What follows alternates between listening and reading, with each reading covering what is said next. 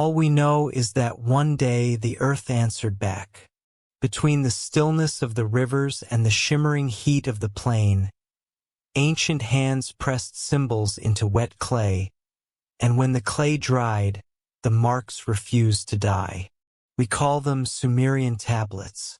But to the ones who carved them, they may have been something else entirely, not records but rescue attempts.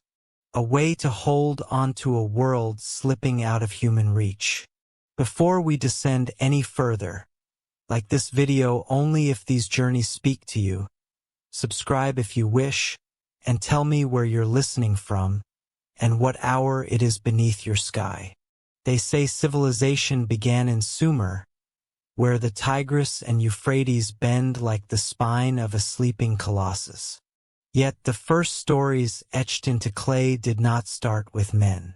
They began with kings who were not fully human, rulers whose reigns stretched tens of thousands of years.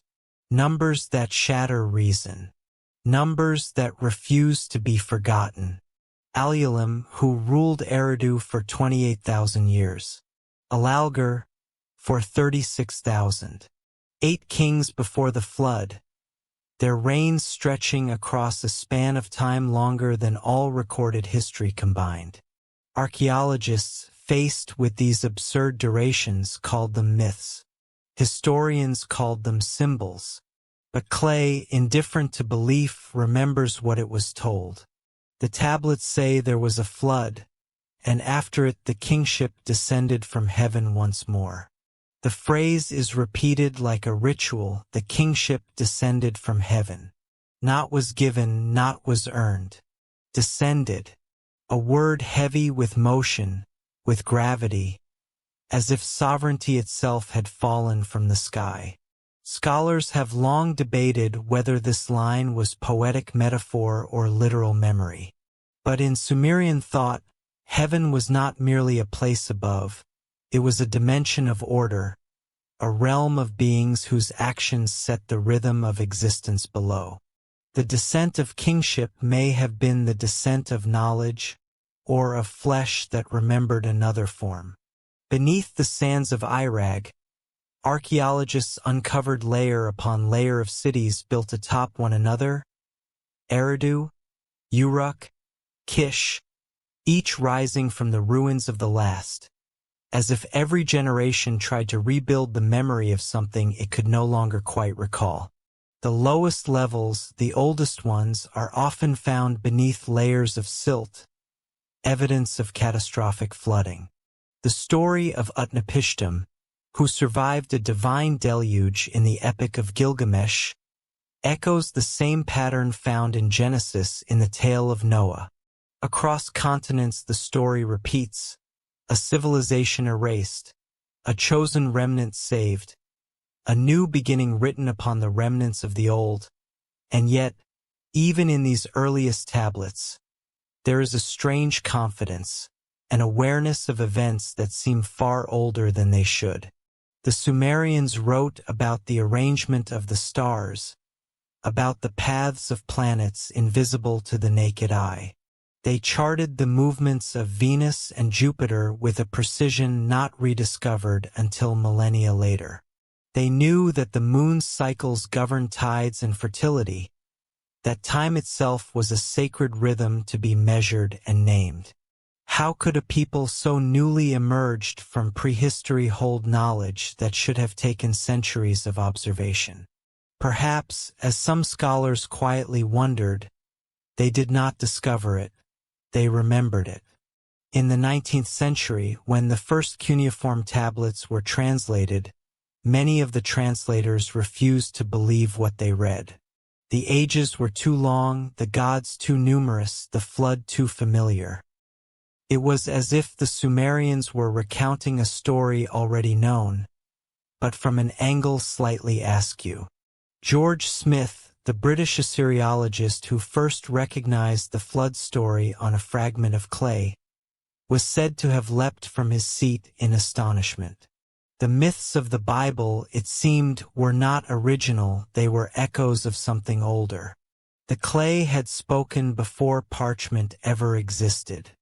Some researchers propose that the numbers on the king list were symbolic, representing lunar months or sacred numerology. Others suggested transcription errors or exaggerations meant to glorify ancient rulers. But even after every correction, the reign still stretched across impossible spans. The list did not behave like mythology, it behaved like memory distorted by distance. When you peer too far into deep time, even truth begins to look like allegory. If the first kings were divine, what did that divinity mean? The Sumerians spoke of the Anunnaki, great beings who came from the heavens to shape the destinies of men. In some texts they are judges, in others architects of life itself. The god Enki, patron of wisdom and creation, fashioned humans from clay mixed with divine essence to relieve the gods of labor. The act of creation was not love, but utility. And yet, buried within that myth is the haunting suggestion that humanity was engineered for purpose, crafted to serve, then left to inherit a world not truly its own. To hold one of those tablets, archaeologists say, is to feel time compress. The marks are crude, yet deliberate, as if written by someone who knew their words would outlast every temple, every breath. Each wedge pressed into clay is an act of defiance against forgetting. When the cities burned and empires collapsed, the clay endured. Thousands of years later, when modern hands brushed away the dust, the story resumed mid-sentence, as though history had merely paused for breath. And in that breath lies the real mystery. Every civilization believes it is the first to awaken, yet every ruin whispers otherwise. The Sumerians called themselves the black-headed people, born of the gods' design. But what of those before them, those whose names are missing from the king list, erased by the flood, forgotten by the clay? Did they too build, worship, and vanish? Or were they something else entirely, creatures of an older design, a failed draft of what would become us? When night falls over the ancient plains, and the wind moves through the reeds along the Euphrates, it sounds almost like voices speaking in a language no one remembers.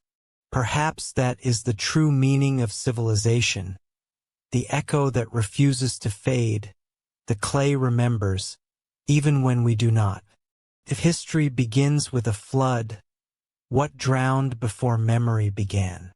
In the half-light between myth and memory, the Sumerian tablets whisper of a creation that was not divine in the gentle sense, but surgical, deliberate, almost transactional. The story tells of gods who grew weary of their own labor, of beings too powerful to toil under the sun, who gathered in council and conceived a plan to shape servants who would bear their burdens. These servants, they said, would be made of clay, yet infused with something far more precious, blood, the essence of the gods themselves. It was not life they were granting, but function, and from that strange covenant between dust and divinity, humanity began. Modern scholars call it mythology. Yet when the tablets are read closely, when the breath of the cuneiform marks is traced like veins, they begin to sound less like poems and more like records. In the Atrahasis epic, the gods mix clay with the blood of a slain deity to form humankind. The text even describes the process as if it were a ritual of fabrication. Clay molded in the womb of the goddess, stirred with the flesh of the divine, producing beings capable of work and thought. The act is not metaphorical, it is anatomical. There is a precision to the language that makes one uneasy. The Sumerians, it seems, did not imagine their creation. They remembered it. Across the world, other civilizations echo this strange synthesis of matter and spirit. In Egypt, Cunum forms man on a potter's wheel from Nile mud. In Genesis, Yahweh shapes Adam from the dust of the ground. In the Popol Vuh of the Maya, the gods fashion humans first from mud, then from wood, and finally from maize, the grain that endures. Everywhere, the idea repeats, life molded by hand, adjusted through failure, refined through trial. But only the Sumerian version speaks of blood, of sacrifice as ingredient, not symbol. What do they mean by that? Some geneticists, looking at the human genome's sudden leap in complexity, have noted anomalies they can't entirely explain. A handful of evolutionary biologists, careful not to cross into speculation, have quietly referred to what they call punctuated equilibrium, a sudden, accelerated phase of genetic change. It happened around 200,000 years ago, when Homo sapiens emerged with language capacity, abstract reasoning, and a neurological architecture distinct from any ancestor before. To the Sumerian mind, this might not have been evolution but intervention. Their myth, read through modern eyes, could almost describe the editing of a species, an ancient memory of genetic inheritance disguised as theology. The Anunnaki, those watchful lords of heaven and earth, were said to have descended in groups, each with a role: Enki the wise, Enlil the enforcer, Ninhursag the mother who molded forms. They worked not with miracles but with intention. The texts say that when the first human prototypes failed, when their bodies would not hold or their minds would not obey, the gods altered the mixture, added more of their essence, and began again. The imagery is chillingly clinical. It is as if the Sumerians remembered their own genesis not as a gift, but as an experiment. And yet, within the same myths, there lingers compassion.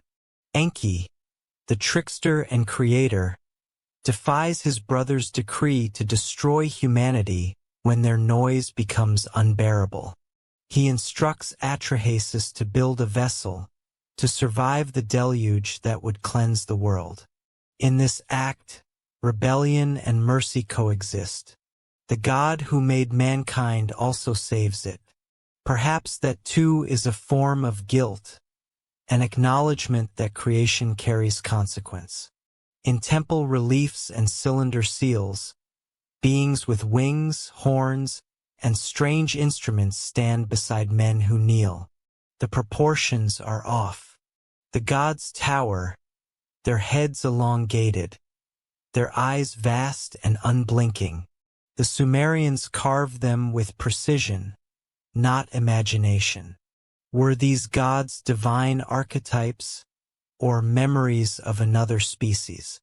Early 20th century archaeologists unearthed skulls in southern Mesopotamia with unnatural cranial elongations, later dismissed as ritual modification.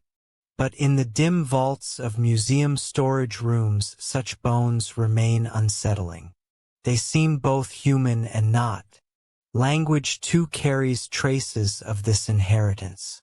The word Adamu in Sumerian means to make or to mold. The Hebrew Adam, likely drawn from it, means of the ground. In both, there is the idea of fabrication rather than birth. Humanity is an artifact. When the Sumerians spoke of races, they did not refer to color or tribe, but lineage, those who bore more of the divine mixture and those who bore less. Priests, kings, and temple workers were categorized by proximity to that essence. In time, those distinctions would harden into class, bloodline, and myth of chosen peoples. But perhaps their origin was not social at all. Perhaps it was biological. In the dim chambers of the Temple of Eridu, where Enki's cult once sang hymns to the god of the deep, the word Abzu was carved repeatedly. It means the abyss, but also the source. To the Sumerians, the Abzu was both a body of water and a metaphysical realm, a deep underworld where life began. Archaeologists often interpret it as a metaphor for groundwater, but in the myths, it is from the Abzu that the gods retrieved the clay to create man. If taken literally, it suggests a place beneath the earth, a laboratory of the gods, a cradle carved in darkness. The myth grows stranger the longer one lingers in it. For in later texts, when humanity multiplies beyond measure, the gods grow restless.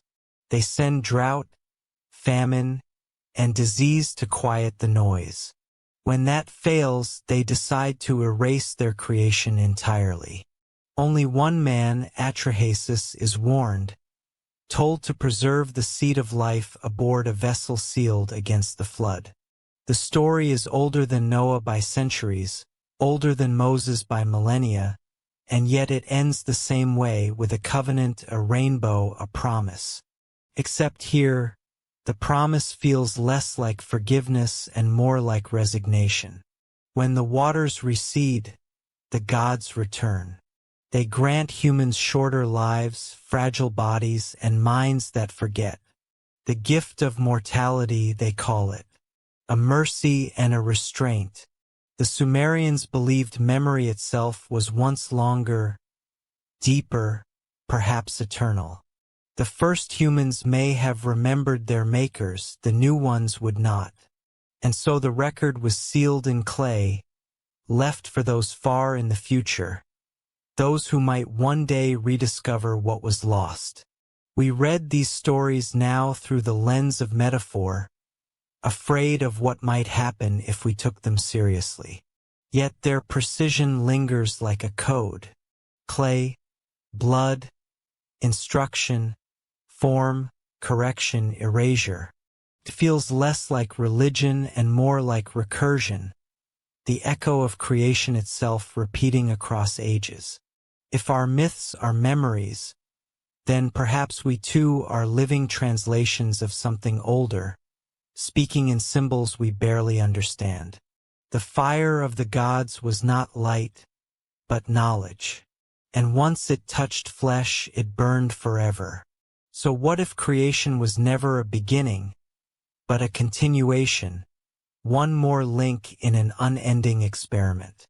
And if that's true, who or what is still watching the results unfold? There is something deeply unsettling about a language that has no mother and no child. The Sumerian tongue stands alone in the world, an orphan of speech, without ancestors to trace and without descendants to inherit. Linguists call it a language isolate, as if that label explained the silence surrounding it. But isolation is not explanation, it is merely description. The truth is that no one knows where Sumerian came from. It appeared suddenly, fully formed, around the same time writing itself was invented. It did not evolve from simpler scripts, nor did it borrow from neighbors who might have inspired it. It was as if, one day, the people of the Wen scholars first deciphered the wedge-shaped marks. They expected to find a primitive tongue, a proto-language still learning to think. Instead, they found grammar more intricate than their own, full of subtle tones, complex verb chains, and levels of politeness that revealed an entire philosophy of being. Sumerian verbs could express not just action, but intention, emotion, and moral alignment. The word order shifted like breath, precise and melodic, suggesting a consciousness both mathematical and poetic. How does such complexity emerge without precedent? Some linguists have proposed that Sumerian may have been a remnant of an earlier linguistic world, a survival from a civilization erased before the known timeline. They compare it to an island language left behind after a continent sank beneath the sea. Others argue that its structure resembles no human pattern at all, as if it had been constructed rather than evolved. This idea, uncomfortably close to artifice, unsettles the academic mind. For a language to exist without lineage challenges not just linguistics, but history itself. It suggests that culture can appear ex nihilo, that memory can be inherited from somewhere other than the past. In the dim archives of the British Museum, thousands of clay tablets remain untranslated, their Sumerian lines still pressed in ancient rhythm. Some contain hymns, others contracts or astronomical records, but a few are stranger. These are lists of sounds, phonetic exercises, as if someone was teaching an alien tongue to a population unfamiliar with it. The words repeat like mantras: Ana, Bana, Gana. The purpose of these drills remains uncertain. Were they lessons for scribes or something more primal, an attempt to preserve a dying language by inscribing its phonetic code into eternity? A fragment discovered in the ruins of Nippur speaks of words that bind heaven and earth. The tablet refers to a time when all humans shared a single speech, before divine intervention confused their tongues. Scholars often associate it with the biblical Tower of Babel, itself a likely echo of Sumerian myth. But what if the story of Babel is not about arrogance, but about loss? Perhaps there truly was one language once, a mother tongue of consciousness, fractured deliberately so that humanity would never again speak with one mind. The Sumerians believed that words carried power beyond their meaning. To name a thing was to bind it, to call its essence into being. Their priests recited hymns were less prayer than incantation, sound patterns meant to alter reality itself. The word mi, often translated as divine law, also means vibration or command. The gods held the mi, the patterns of the universe encoded as speech. To speak them correctly was to reawaken creation. In that sense, language was not invention but inheritance, a frequency passed down from those who shaped the first humans from clay and blood. Modern physicists, in their own language of equations, describe a universe composed of vibrations, strings resonating in dimensions beyond sight. It is difficult not to hear in this the faint echo of Sumerian belief that the world is made of sound, and sound, arranged correctly, can reshape the world. Perhaps the first language was not spoken but heard, vibrating through the bones of the earth, a song that instructed clay how to move. When in Merkur, one of the early kings of Uruk, sought to rebuild communication with the distant city of Erita, he invoked Inanna, goddess of wisdom, to restore the one tongue of all lands. The poem that tells this story, written nearly 5,000 years ago, ends abruptly. The wish is made, the prayer offered, and then silence. The original tablet is broken, its last lines missing.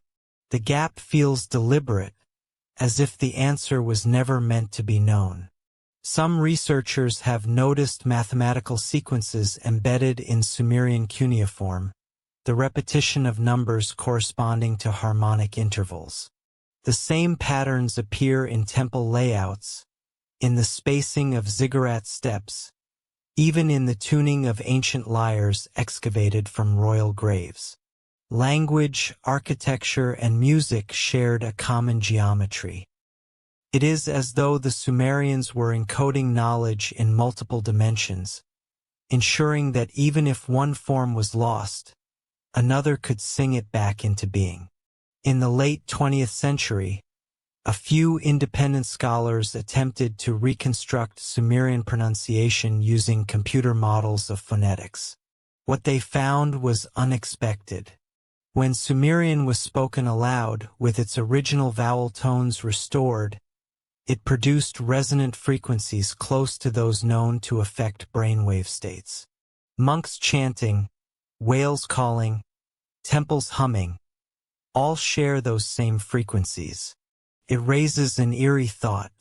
Maybe the Sumerian language was designed not just to communicate, but to resonate with the human nervous system, to tune consciousness itself. The question of who created such a language, if created is even the right word, remains unanswered. But the myths offer a clue. The god Enki, lord of the Abzu, was also master of speech. He gave humanity the names hub, the gift of articulation, allowing them to shape sound into thought. Yet he also used that gift to sow confusion among the gods' creations, scattering their unity. In one myth, Enki releases the Namshub of confusion, a spell that fragments language and thought, dividing humankind. The parallel to Babel is unmistakable. It suggests that the loss of unity was not a punishment, but an intentional act of control. If that is true, then what we call language evolution might be something else entirely, a managed forgetting. Every language since Sumerian could be a broken shard of a single greater code. Every word we speak might be an echo of a sound that once commanded worlds. Even now, some fragments of Sumerian phrases defy translation. They seem too dense, too layered, containing meanings that shift depending on who reads them. Linguists call these polysemic constructs. But perhaps that term hides a more uncomfortable truth, that Sumerian is not meant to be fully understood. It was built to conceal as much as it revealed, like the genome of a species with dormant instructions waiting to awaken.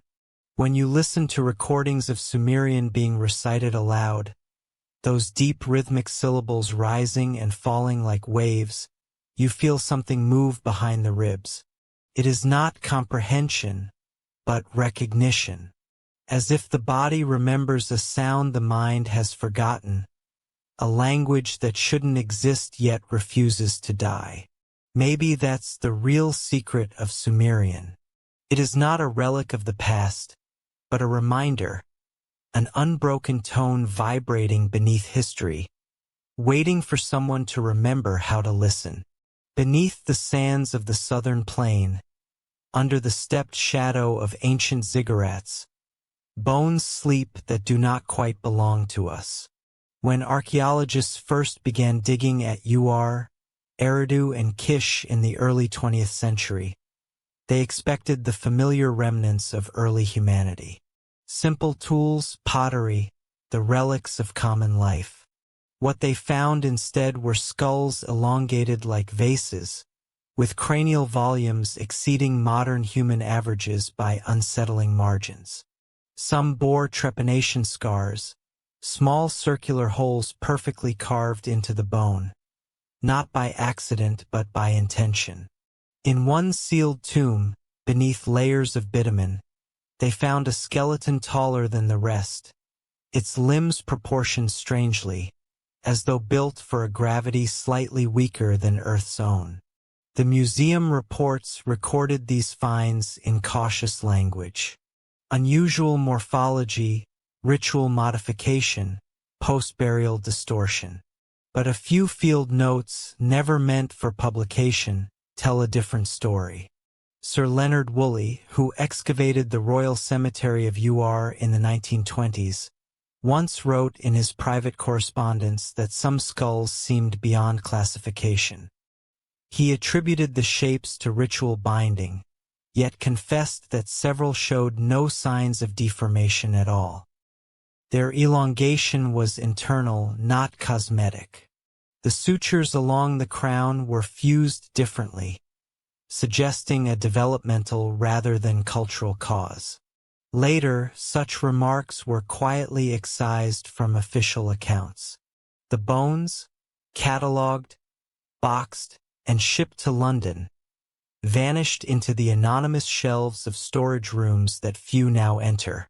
The ziggurats themselves stand as layered memories of something older, each generation built upon the ruins of the last, raising the temples higher toward the sky, as if to preserve alignment with something that kept receding. Beneath the visible layers, archaeologists discovered foundations of a much earlier architecture, cut into the clay with geometric precision.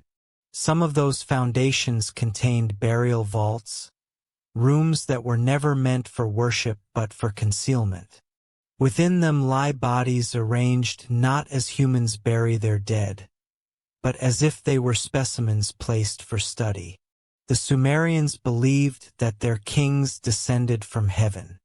In the king list after the flood, kingship descended again from heaven and came to Kish. The word descended appears again and again, echoing through the centuries like an accusation. Suggests arrival, not succession. Some researchers, reading the ancient myths through modern eyes, wonder if those descents might have been literal, arrivals from the sky, bearing knowledge and form alien to the earth. If that sounds too bold, consider the recurring symbolism carved into the stone. Winged figures carrying small mechanical-looking objects, discs hovering above altars, spirals of stars descending into hands. To the Sumerians, these were not gods of imagination but memory. The bones buried beneath the ziggurat of bear traces of a race that may have predated us, or perhaps coexisted with us before being absorbed, diluted, or erased. Genetic studies on Mesopotamian remains, limited as they are by contamination and politics, have occasionally produced anomalies, mitochondrial lineages that appear abruptly and vanish just as quickly.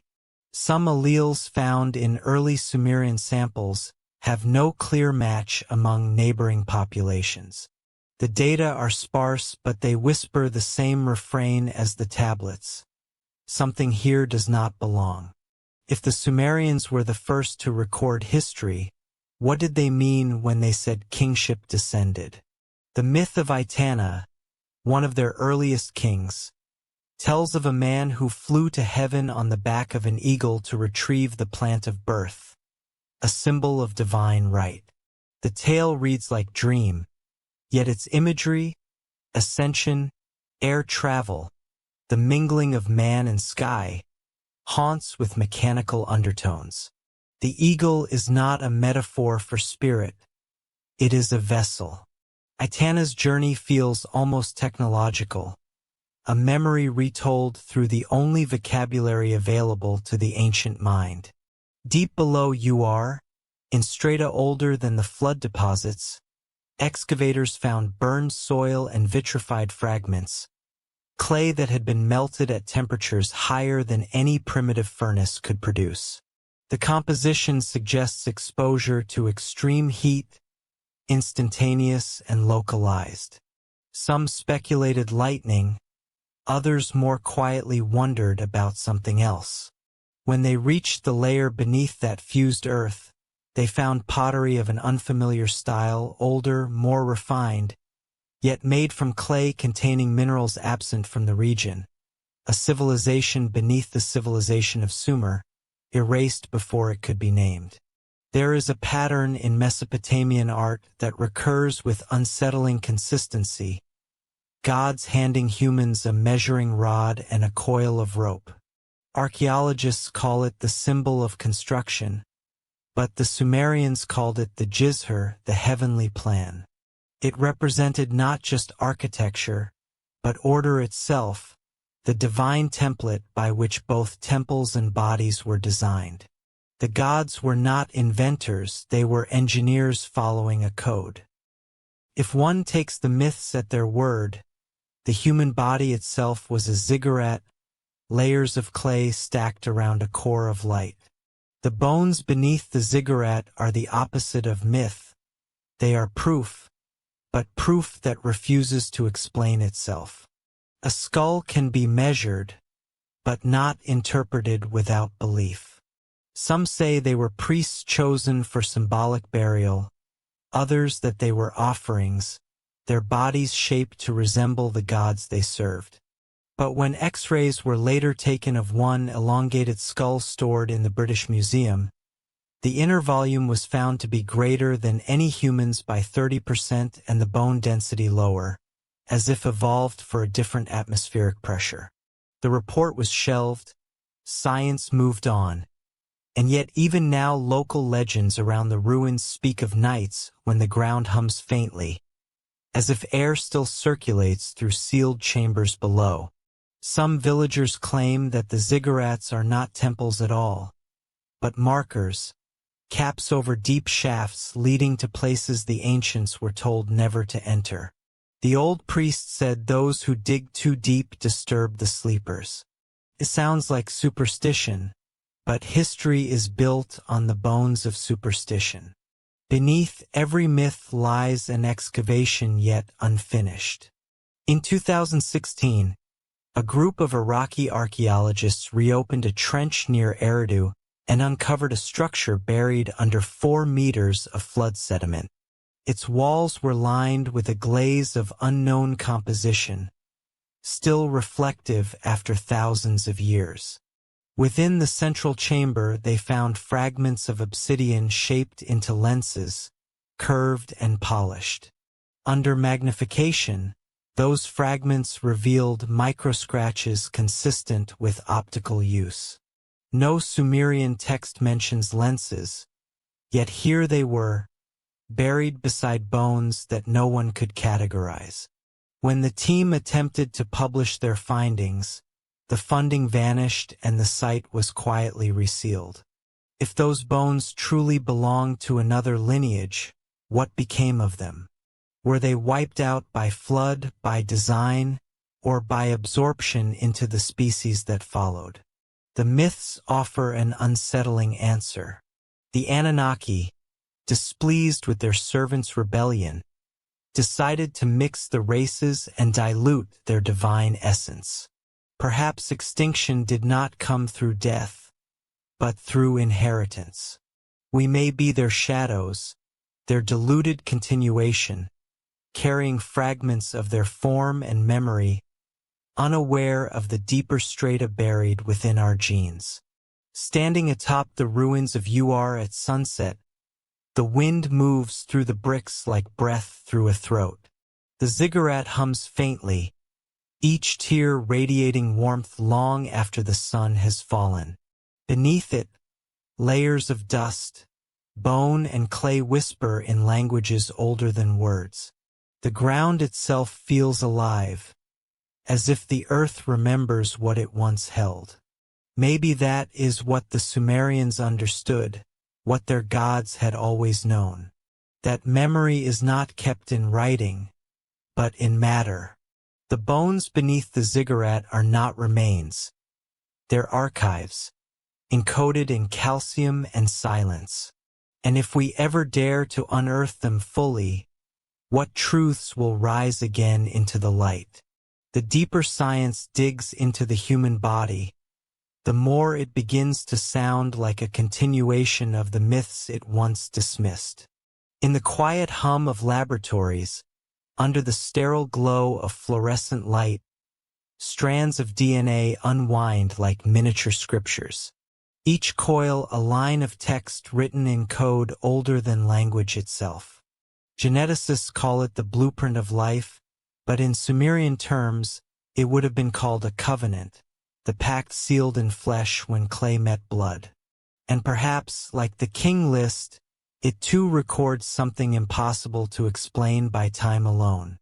Around 70,000 years ago, the human species passed through what geneticists call a bottleneck, a sudden and severe reduction in population that nearly erased us. Mitochondrial DNA suggests that all living humans share a single maternal ancestor, a woman modern science calls mitochondrial Eve.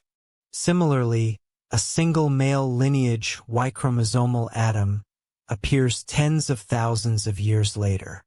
It is as though humanity was rebooted twice, its code rewritten, its diversity narrowed by forces unknown. The causes proposed are natural disasters, volcanic winters, or simple chance. But the Sumerians would have recognized it differently. They would have called it a cleansing, a divine reset, a flood, not of water, but of blood. The Atrahasis tablets describe precisely such an event. The gods, disturbed by human clamor, decide to thin their creation. Pestilence, drought and famine fail to silence the noise. Finally, the decision is made to erase humanity altogether through deluge. But one man, Atrahasis, is warned by Enki to build a vessel, preserving the seed of life for renewal.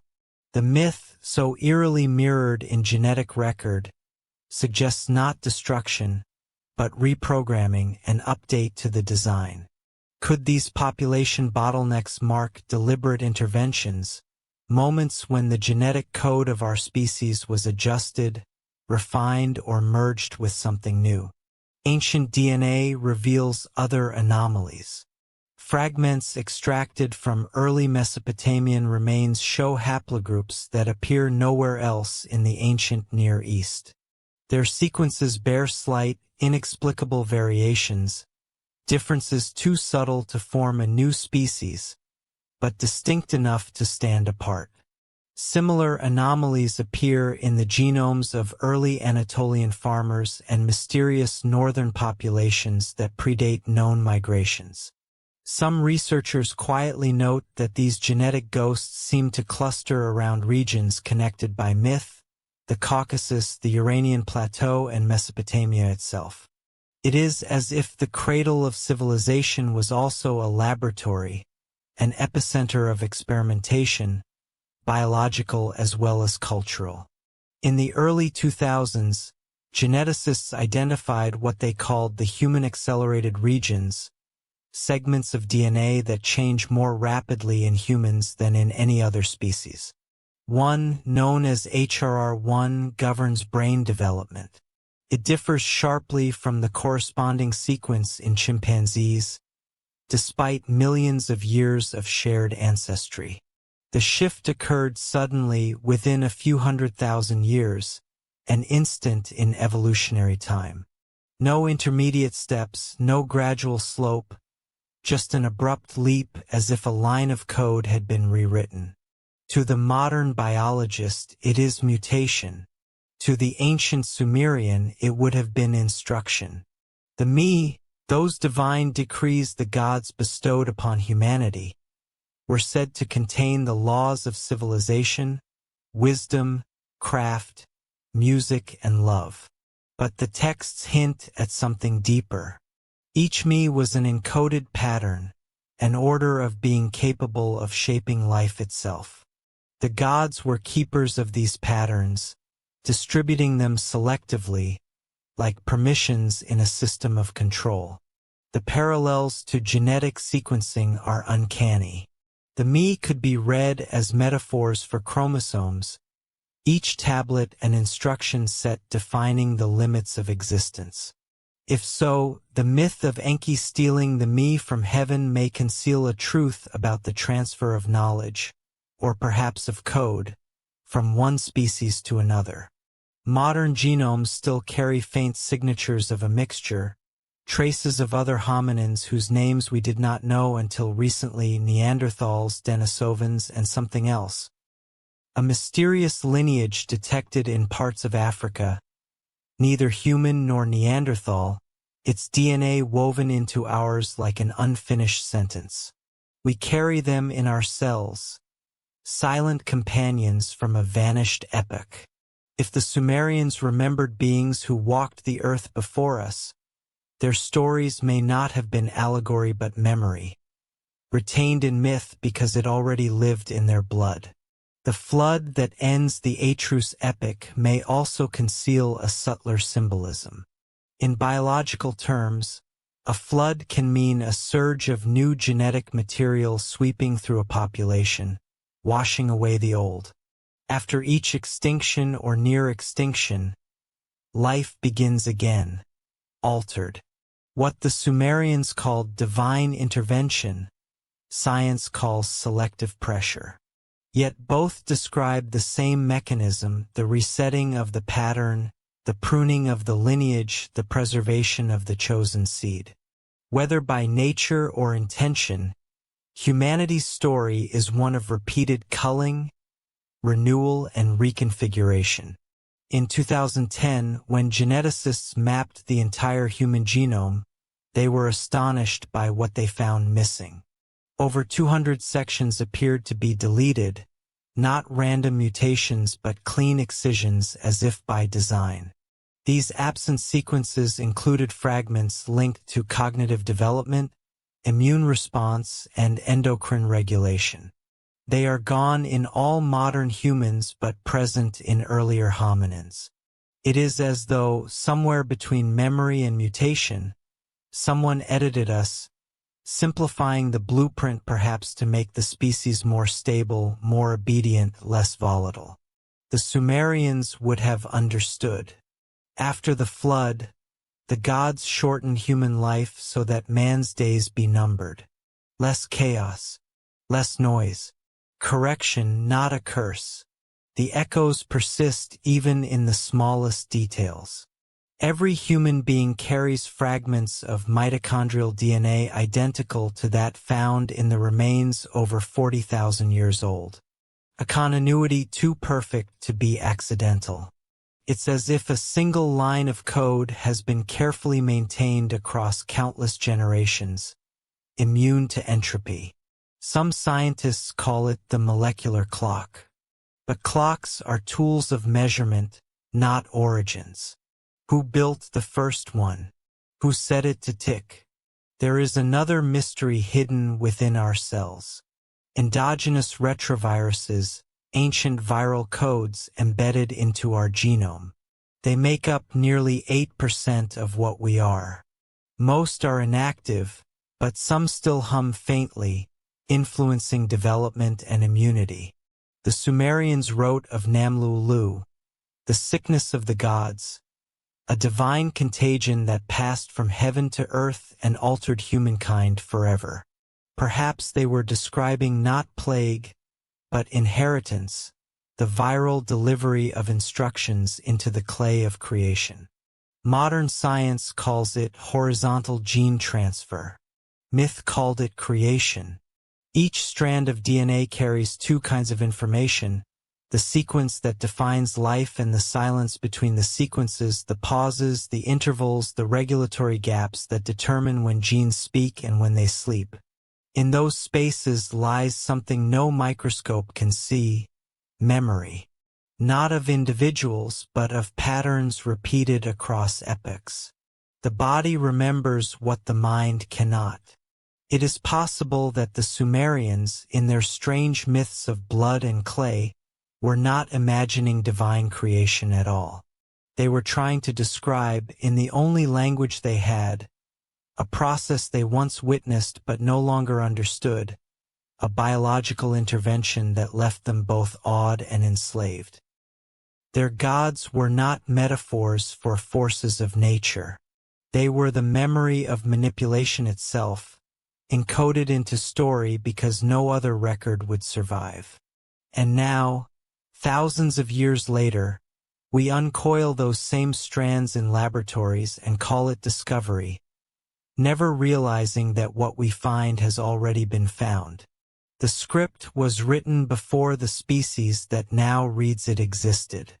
The message has always been there, sleeping in our blood. Maybe evolution is not a ladder, but a loop. Maybe the experiment never ended. When the waters of the flood receded, the Sumerian tablets say, kingship descended from heaven once more. It came first to Kish, the first city of the New World. The phrase sounds simple, yet its repetition carries a strange insistence, as though the scribes were trying to remind the future of something extraordinary. Not that rule was inherited, but that it came down, literally, from above. To the Sumerians, heaven was not merely the sky, but a domain that could be approached, navigated, and, if one was chosen, entered. Kish was not simply a city, it was a landing. Archaeologists have traced the ruins of Kish to the plains of modern Tel Aluhema. a place where wind and dust still expose fragments of baked brick stamped with royal seals. But the oldest layers beneath the visible ruins are different. Beneath the flood silt lies a level of blackened soil and fused clay, suggesting both destruction and renewal. In that layer, the remains of early ziggurat foundations point toward a celestial alignment. The cornerstones face the rising of Sirius, the dog star, one of the brightest in the sky, visible at dawn during the summer solstice. No agricultural reason explains this choice. It was astronomical, ritualistic, and deliberate. The earliest kings of Kish bore names that shimmer like riddles. Their reigns, according to the king list, lasted hundreds of years, shorter than the antediluvian monarchs, but still far beyond human measure. The transition feels abrupt. Before the flood, immortality. After the flood, longevity. It is as if the new kings were not entirely mortal, but hybrids, descendants of beings who once ruled without end, now bound by the limits of the earth. Some scholars, noting the phrasing descended from heaven, have wondered whether these rulers were viewed as literal emissaries, envoys of those who had departed during the deluge. Temples in Kish, unlike those in later cities, contain curious architectural anomalies. The walls of the oldest shrines are lined with mica, a mineral that reflects heat and light but is rare in Mesopotamia. Mica deposits exist thousands of miles away, in regions like Afghanistan and India. Transporting it across deserts would have required a scale of logistics beyond early urban capabilities. Yet there it was, embedded in the temple walls as though to shield or insulate. Modern material scientists, when shown samples, remarked that the technique resembled early attempts at radiation shielding, a phrase that hangs uncomfortably beside myths of fiery chariots and skyboats descending from the heavens. The Sumerians left no images of angels, no winged seraphim as later religions would. Their sky beings, the Anunnaki, are depicted instead as tall figures wearing what look like elaborate helmets and belts. Some carry objects shaped like small buckets, others hold rods tipped with spheres. Archaeologists call them symbols of purification. Engineers, seeing them centuries later, call them devices. The figure of the eagle-headed god, often shown with wings and wristbands of intricate design, is said to represent Ninurta, the warrior of the skies.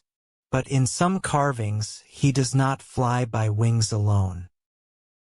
He stands within circles surrounded by flames, his feet upon discs that resemble nothing found in nature. In Kish, fragments of these images have been found carved into bricks and cylinder seals. One particularly haunting artifact, housed now in a private collection, shows a procession of men offering baskets to a towering figure emerging from a circular doorway. The doorway is etched with concentric rings. Around it, stars spiral like falling embers. The inscription beneath reads simply, "Those who walk the sky return."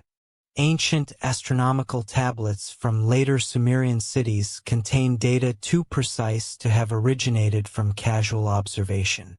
They record the orbital periods of Jupiter and Saturn with errors smaller than 1% and predict eclipses that would occur centuries later. Modern scholars attribute this to careful long-term record-keeping, but that explanation falters when one remembers that such knowledge appears almost immediately after the birth of writing. The priests of Kish, it seems, inherited a science they did not invent. They called their observatories houses of the heavens and their keepers the eyes of the gods. A few rare inscriptions describe what they saw. One tablet speaks of lights that descend in pairs, moving across the night without sound. Another tells of a wheel of fire that came from the great waters and rested above the city. These are dismissed as celestial metaphors, comets, meteors, the play of imagination. Yet the language they use, precision of number, sequence of movement, feels observational, not poetic. The Sumerians were meticulous record keepers. They distinguished myth from measurement. When they described something, they meant it. There is a story, little known outside the academic margins, that the kings of Kish possessed an object known as the Tablet of Destinies. In myth, this artifact granted control over the fates of men and gods alike, containing within it the laws of heaven's order. Whoever held it could command the elements, direct the winds, and speak with the authority of the stars. It is said that Enlil once seized it from his brother, only to lose it again when it was stolen by a being described as half-man, half-bird. The story reads like cosmic politics, but perhaps it hides something simpler. The idea that knowledge of the heavens, astronomy, energy, or physics was once concentrated in an object, a record of the lost science of the Skywalkers.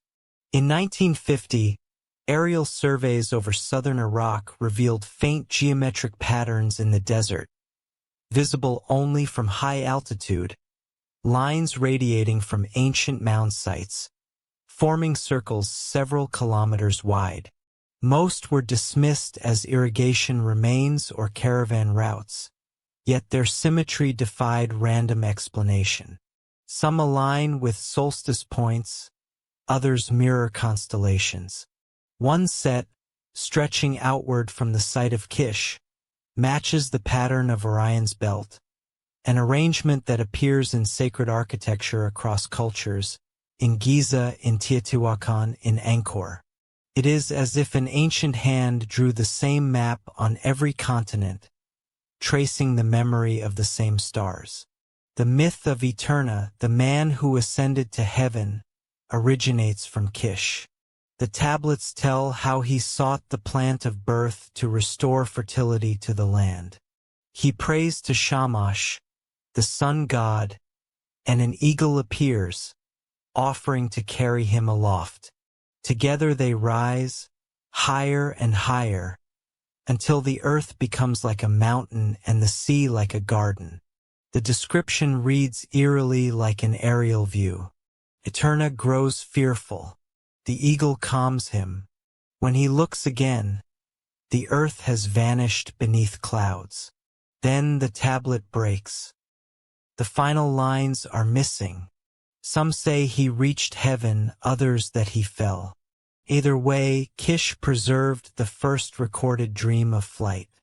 If we read the myth literally, the eagle may not be an animal but a machine. Its feathers symbols of propulsion, its roar mistaken for wind. The Sumerians lacked the language to describe such things. They could only translate them into the vocabulary of nature. The kingship descended from heaven might not mean divine appointment, but physical arrival, the return of beings who once ruled before the flood, and their departure when the kings of Kish finally gave way to the dynasties of Uruk and Uar may have been just that, departure. A withdrawal back into the heavens, leaving their knowledge sealed beneath the dust. Today Kish lies silent, its once sacred geometry eroded by wind. Shepherds lead flocks across the ruins, unaware that each step presses upon layers of forgotten architecture. But when night comes and the sky unfolds its map of ancient fire, the stars still hang in the same positions the priests once charted. Their pattern has not changed. The kings may have vanished, but their constellations remain, markers of an inheritance too vast to claim. Maybe the gods did not die nor depart, maybe they merely changed altitude. In 1849, a British archaeologist named Austen Henry Layard brushed the dust from a shattered palace wall in what is now northern Iraq. Beneath the heat and indifference of centuries, he uncovered something that the world had forgotten. Rows upon rows of clay tablets, piled like bricks, each marked with cuneiform signs so dense that the script seemed to breathe. It was the royal library of Ashurbanipal, last great king of Assyria, ruler of Nineveh. The tablets numbered in the tens of thousands, myths, incantations, astronomical tables, medical treatises and histories stretching back to Sumer itself. The king, who called himself he who knows the secret of the written tablets, had gathered the wisdom of every temple and archive he could find. He claimed that the words he preserved were not his own, but the inheritance of gods who wrote before the flood. At first, scholars were ecstatic. The lost world of Mesopotamia had begun to speak again, but as translators progressed, the enthusiasm turned to unease. Among the lists and hymns lay fragments of texts that did not fit any known cosmology. Some spoke of races that predated humanity, others of celestial wars and beings who descended to Earth to establish order. A few contained what could only be described as instructions, descriptions of measurements, alignments and devices whose purposes were lost. These were quietly removed from the main catalog, labeled ritual fragments or unidentified tablets. Their translations were never published in full. George Smith, the young Assyriologist who first deciphered the story of the Great Flood in 1872, was said to have leapt from his chair in the reading room of the British Museum when he realized its similarity to the Genesis account, but there were other tablets he never spoke of. In letters found after his death, he wrote of certain fragments that contained doctrines of such strange and impious character that they must be withheld. He described one tablet that mentioned the making of men in 7 vessels of clay, and another that told of the mixing of the essences of heaven with the blood of beasts. He never published these notes, and soon after his expedition to Nineveh ended abruptly. The official narrative of the library's discovery remains one of triumph. Yet beneath that story lies another, a quieter, more unsettling truth. Many of the tablets layered ship to London were never displayed. Some were catalogued and stored, their inscriptions deemed too fragmentary to matter. Others were lost in transit, their crates disappearing into the bureaucratic void between excavation and empire. The ones that arrived intact were selectively translated, often edited to align with biblical expectations. Victorian England, still steeped in theology, could not accommodate the possibility that civilization might predate the creation of man. A few rare scholars, eccentric, often marginalized, argued that the forbidden tablets contained echoes of an earlier science. They pointed to passages describing the chariot of the sun, whose will turned not upon earth, and the stones that speak fire when struck by light. Such lines, dismissed as metaphor, carry an uncanny resonance when read beside modern technology. The tablets spoke too of beings who came from the upper sea and taught the law of numbers. The phrase upper sea puzzled translators. Some took it to mean the heavens, others a celestial ocean. But to the Sumerians, the word Abzu referred to the abyss below, and Anzu to the expanse above, the mirror of the deep. The upper sea might not be the sky as we know it, but something beyond it. Ashur ben Apel himself claimed to have read texts from before the time of the flood, written in a language so old that only the gods could understand it. He boasted of his ability to consult the writing of antediluvian days. If his claim was mere vanity, it was an unusual kind. Kings glorify conquest, not philology. His obsession with the past feels less like scholarship than preservation, an attempt to keep alive a memory that the world was trying to erase. In 1873, when the first crates of tablets reached London, a team of translators under the British Museum began sorting them by category. A small subset was marked with a simple symbol, a diagonal cross in red ink. Those pieces, according to later accounts, contained cosmological material unsuitable for public release. The reasons were never specified. Some have since speculated that they dealt with doctrines of cyclical destruction, or of beings who shaped humanity directly. A few fragments surfaced in private collections decades later, describing the shining ones who measured the deep and the watchers who bound the wind. Their authenticity remains debated, but the tone matches the known cuneiform corpus. In Nineveh itself, the palace walls bore carvings of winged figures tending to trees that glowed with circular fruits. Between them stood a robed deity holding what appears to be a pine cone and a device resembling a wristwatch. Archaeologists interpreted the scene as a ritual of fertilization, yet the repetition of these motifs, wristbands, bags, tree, cone, across every culture from Assyria to the Maya suggests something more than coincidence. It is as though the same story was being retold in the language of symbols, the transmission of life, knowledge and control from beings who once walked among men. One of the most disturbing discoveries in the Library of Nineveh was a text later titled The Book of the Giants. It tells of beings created by the mingling of divine and human essences, giants who became violent, who devoured the flesh of the earth. The gods, angered by their rebellion, sent a flood to cleanse the world. Versions of this tale appear in the apocryphal Book of Enoch and in fragments from Qumran, yet the Sumerian version predates them by millennia. In both, the flood is less punishment than reset, a sterilization event to remove the hybrid strain. When the British Museum eventually published its official selections from the Nineveh Library, these darker fragments were conspicuously absent.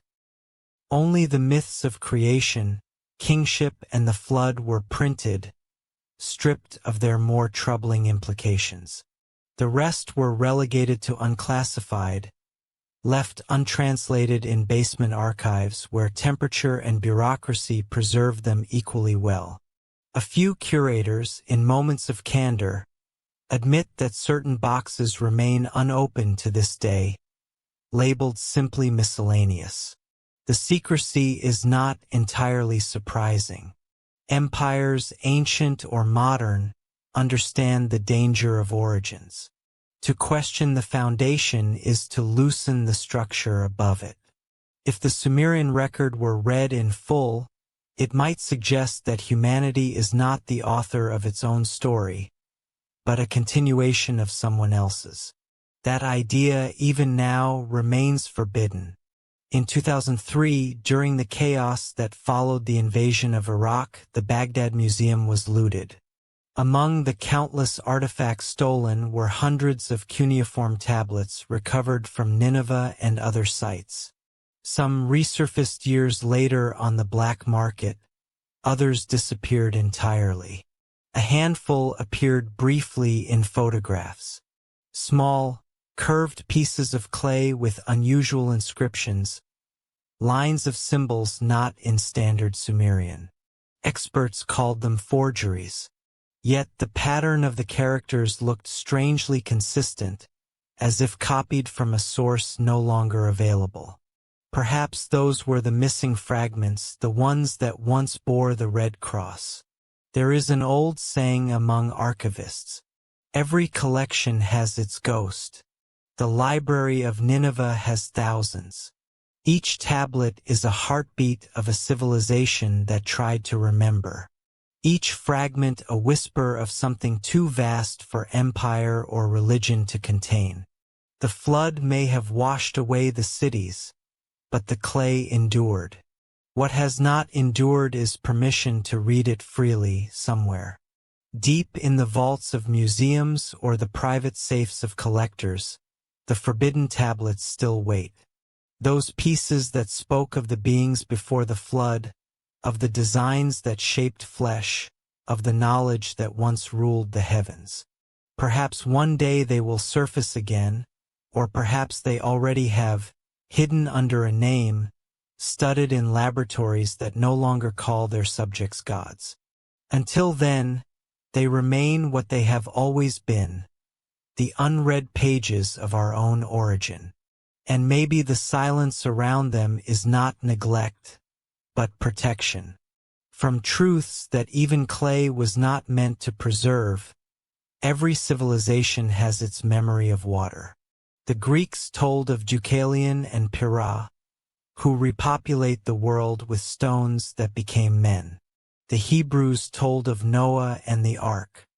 The Mesopotamians told of Atrahasis, who was warned by Enki before the Great Deluge. And deep beneath these overlapping myths lies a quiet consensus that refuses to die. That once, long before recorded history, something washed the earth clean. The Sumerians called it the day the storm swallowed the land. Modern geologists call it Meltwater Pulse 1b. The names differ, but the silence that followed is the same. Around 12,000 years ago, at the end of the last ice age, the planet warmed with startling speed. Glaciers that had towered for millennia melted in centuries. The sea rose violently, drowning coastlines that had nurtured life since before language. Entire land bridges vanished. The connection between Britain and Europe, between Asia and the Americas, the shelf where the Persian Gulf now lies. If the Sumerians were the inheritors of an older memory, perhaps this was its origin.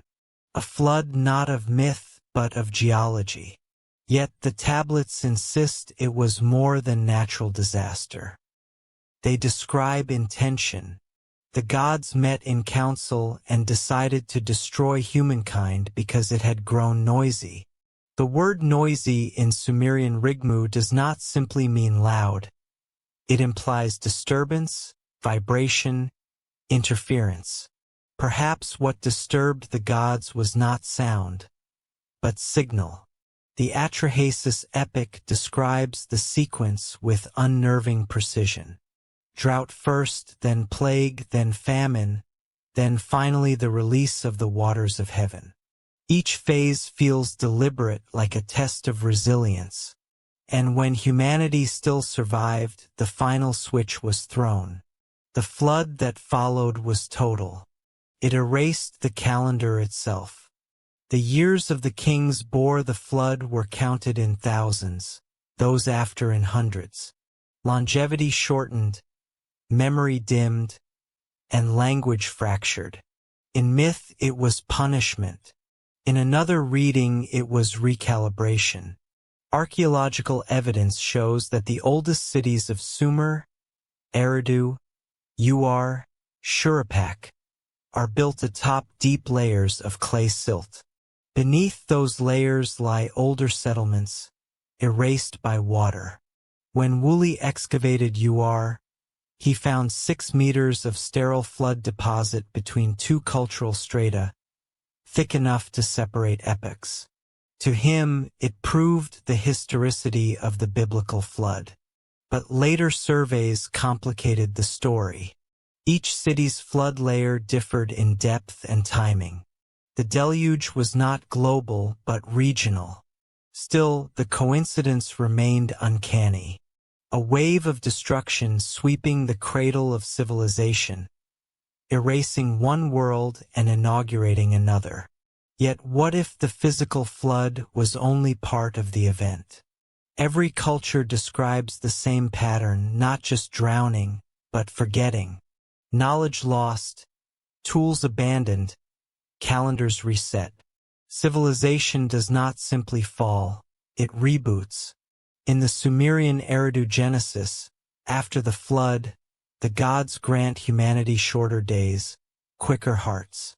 The phrase could mean shorter lives or faster thought, compressed generations, acceleration, evolution by catastrophe. Some researchers have proposed that the flood marks not only a climatic break, but a genetic one. Around this same period, DNA records show a mysterious reduction in genetic diversity, a bottleneck in which most human lineages disappeared. It coincides with the Younger Dryas cold event when a comet or massive outburst of meltwater may have plunged the world into chaos. But the myths never speak of ice or asteroids. They speak of decision. The gods gathered, debated, and acted. Enlil wanted silence, Enki wanted survival.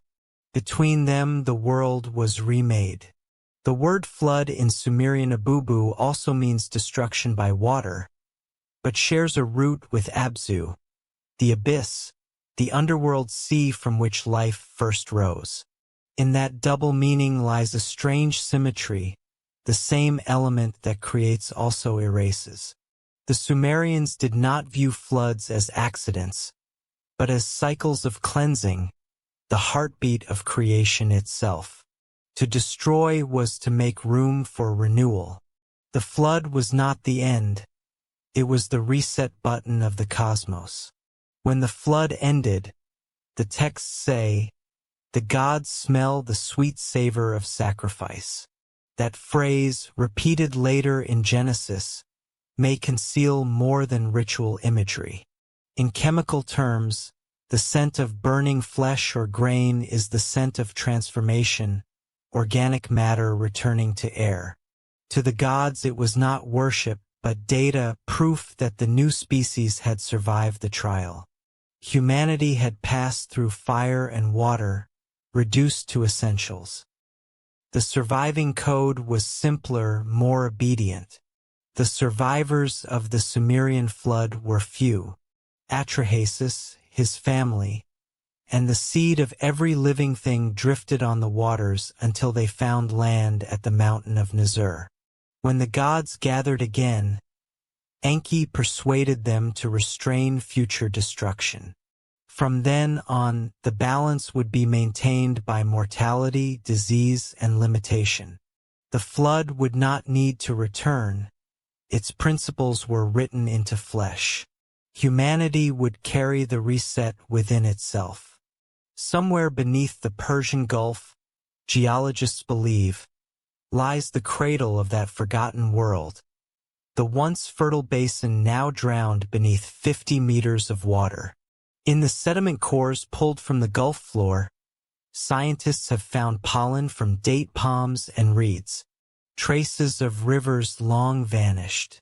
During the Ice Age, this region was a vast plain, fed by the Tigris, Euphrates, and Sharon, and Eden before Eden. When the sea returned, it swallowed the land and drove its people north, where they built the first cities of Sumer. The flood, then, was not just memory, it was migration. The survivors carried their story with them, rewriting it in myth so it would not die. And yet the flood stories share another detail often ignored. Before the deluge, humanity was warned. The gods did not act in secret. They whispered to a chosen few. Enki spoke through walls, through reeds, through dreams. Utnapishtim in Gilgamesh hears his warning from the voice of the temple, a phrase that could mean an oracle or a device. The builders of the ark were not prophets but engineers, given dimensions, materials, and instructions precise enough to float a vessel through apocalypse. The ark, in this light, was not a miracle but a machine. When the waters receded, the survivors emerged into silence. Their gods had vanished, their cities erased. They became the new beginning. In time, their children built shrines to the ones who had saved them, not realizing that those same beings had also destroyed the world before. Civilization, as it rose again, was a form of remembering. Each brick laid in air or kish was an act of defiance against forgetting, a reconstruction of what had been lost. Modern science sees the flood as geology, religion sees it as morality. But to the Sumerians it was neither. It was calibration, a cosmic pulse to restore balance between chaos and order, between noise and silence. The flood came not to punish, but to maintain the rhythm of the world. Like the rising and falling of breath, destruction was only the exhalation of creation. Sometimes, late at night, when rain lashes the ground and rivers rise beyond their banks, you can almost feel the memory awaken. The same water that once erased worlds still runs through our veins. Every drop has been here before, circling endlessly through time. The flood was not an event, it was a reminder. And perhaps when the balance tips again, it will come once more, not from heaven, but from our own hands. Long after the flood waters withdrew and the plains of Sumer dried to dust, something curious happened. Humanity began to rebuild, but not with the wild inventiveness of survivors grasping for life. Instead, they built as if they remembered, methodically, geometrically, following patterns too precise for improvisation. The temples rose, not like experiments, but like recollections. The blueprints had survived, even if their makers had not. And those who carried them, the priestly architects of the New Age, didn't speak freely of what they knew. They spoke through ritual, through symbol, through silence. The Sumerians called them the Ensi, the high priests and governors who acted as mediators between gods and men. The Lugal, the king, was their counterpart, the arm that enforced what the temple mind conceived. In this hierarchy, power was not inherited but distributed. The divine law flowed downward through layers of secrecy, encoded in rites and texts only a few could read. Writing itself, though revolutionary, was never meant for the masses. It began as a sacred technology, confined to temples, controlled by scribes sworn to discretion. The clay tablets that we now treat as relics of civilization were, in their time, instruments of containment. They kept knowledge from spreading too quickly, ensuring that only those sanctioned could shape reality with words. Archaeologists often celebrate the invention of writing as humanity's great awakening. But one could also read it as the moment when memory was centralized, when knowledge stopped belonging to everyone who could speak and began belonging to those who could record. Oral cultures share, written cultures guard. The first archives were not libraries but fortresses. The first scribes were not poets but gatekeepers. In the Temple of Iana at Uruk, the earliest known administrative tablets record not prayers or myths but grain rations and labor lists.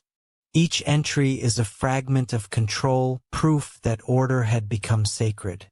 The gods no longer needed to descend from the sky to govern humanity. The Ensi did it in their stead, armed with symbols and seals. Their power lay in their ability to define reality through writing. To name a thing was to possess it. The divine voice had been replaced by bureaucracy, yet beneath this new order lingered a trace of something older, the memory of those who had once ruled without words. The myths described the me, the divine decrees that governed everything from justice to weaving, from kingship to love. Each me was said to be a cosmic formula stored in the temple of Enki. When Inanna, goddess of Uruk, stole them, she brought civilization to her city. But her theft had consequences. The gods, angered, demanded balance. Knowledge was never meant to be free. One can almost hear the echo of that prohibition in every age that follows. Every empire that rises invents its own priesthood of silence, custodians who decide what truths the people may touch. In ancient Sumer, it was the temple scribes. In later ages, it would be scholars, theologians, scientists. The faces change, but the hierarchy remains. The clay tablets became scrolls, the scrolls became books, the books became data, but always the keeper stood between the world and its understanding. Some archaeologists believe that the earliest ziggurats were designed not only as temples, but as instruments of communication.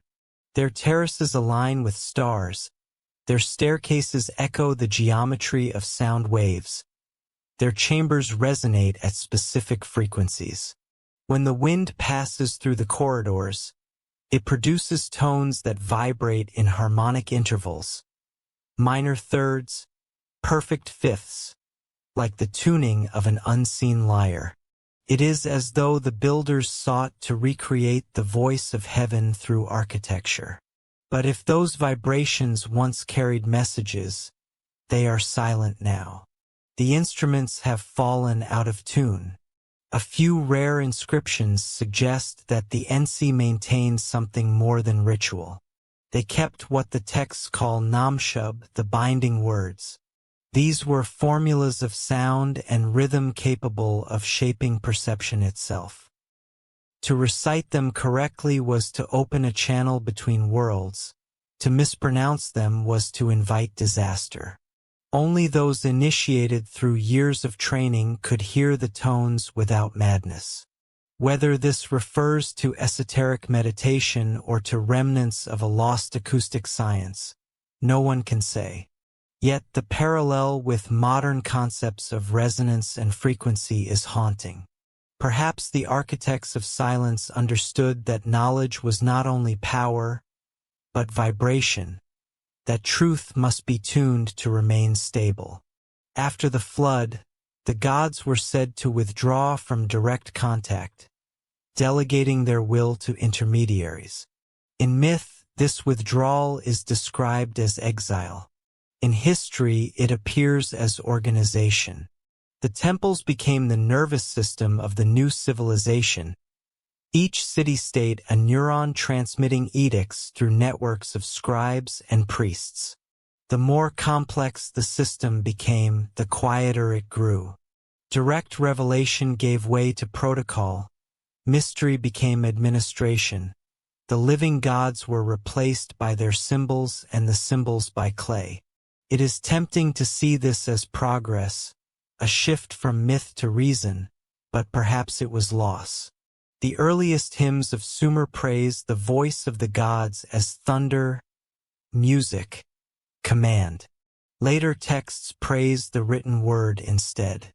The transition from sound to script marks a fall from immediacy to distance, from communion to interpretation. Writing preserved the divine message, but only by embalming it. The priests who once heard the gods began instead to read them. Somewhere in that transition, the original purpose of knowledge was forgotten. The NC believed they were protecting humanity from chaos by filtering divine truth, but they may also have been ensuring their own dominion.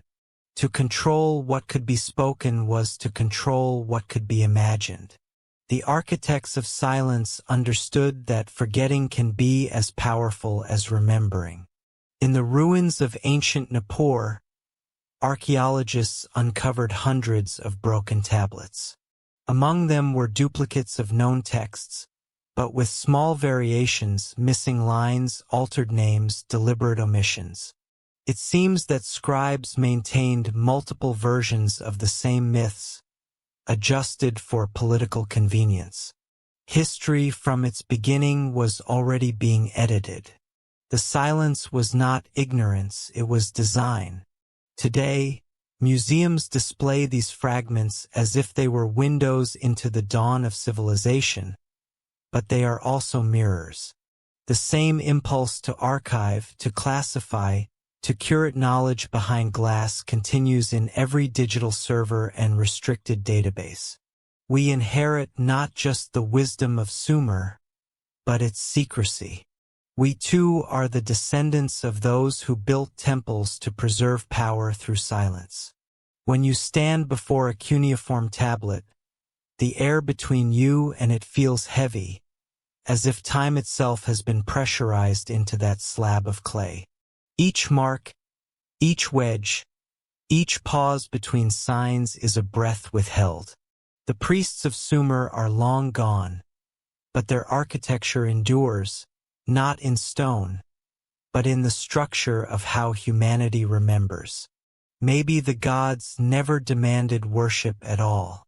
Maybe they only demanded control of the story, and perhaps the greatest silence of all is the one that remains whenever we mistake preservation for truth.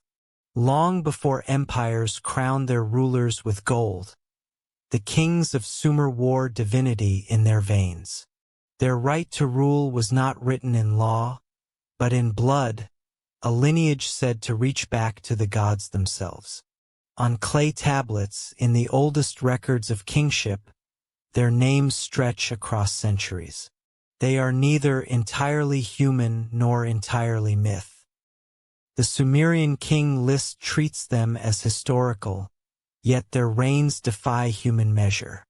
Alulim of Eridu, 28,000 years. Alalgar of Bad Tibera, 36,000. The numbers are absurd, yet persistent, as if the scribes were trying to quantify something more than time. Perhaps they were measuring purity, the concentration of a divine inheritance that faded generation by generation. After the flood, that inheritance thinned. The gods no longer walked openly among men. The kings still called themselves their descendants, but their lifespans shrank, their temples multiplied, and their authority required constant reinforcement through ritual. The divine blood diluted, and with it the certainty of power. The tablets speak of dynasties founded by those born of the Shining Ones, beings described as radiant, tall, and unaging. Their offspring, half mortal, carried traces of the light but could no longer sustain it. The flood had not erased the divine, it had buried it in flesh. In early Sumerian art, kings are shown standing between two worlds. Their posture is not one of humility, but of mediation. One hand raised toward the heavens, the other gripping the rod and ring, the insignia of measure and law. These were not merely symbols of authority. The rod represented the divine standard, the length by which creation was ordered, the ring, the eternal cycle binding heaven and earth.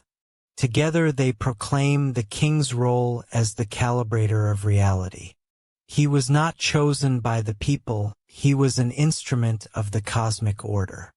His bloodline, therefore, had to remain pure, not in the sense of race but of resonance. Only those whose essence still vibrated with the divine frequency could carry the burden of kingship. In the temple hymns of Nippur, the gods are described as those who seed the kings. The phrase suggests more than poetic metaphor, it implies transmission, a genetic bequeathal. Many ancient cultures echoed this idea. The Egyptian pharaohs were sons of Ra, the Chinese emperors the sons of heaven. In the Indus Valley, inscriptions mention rulers as bearers of the spark.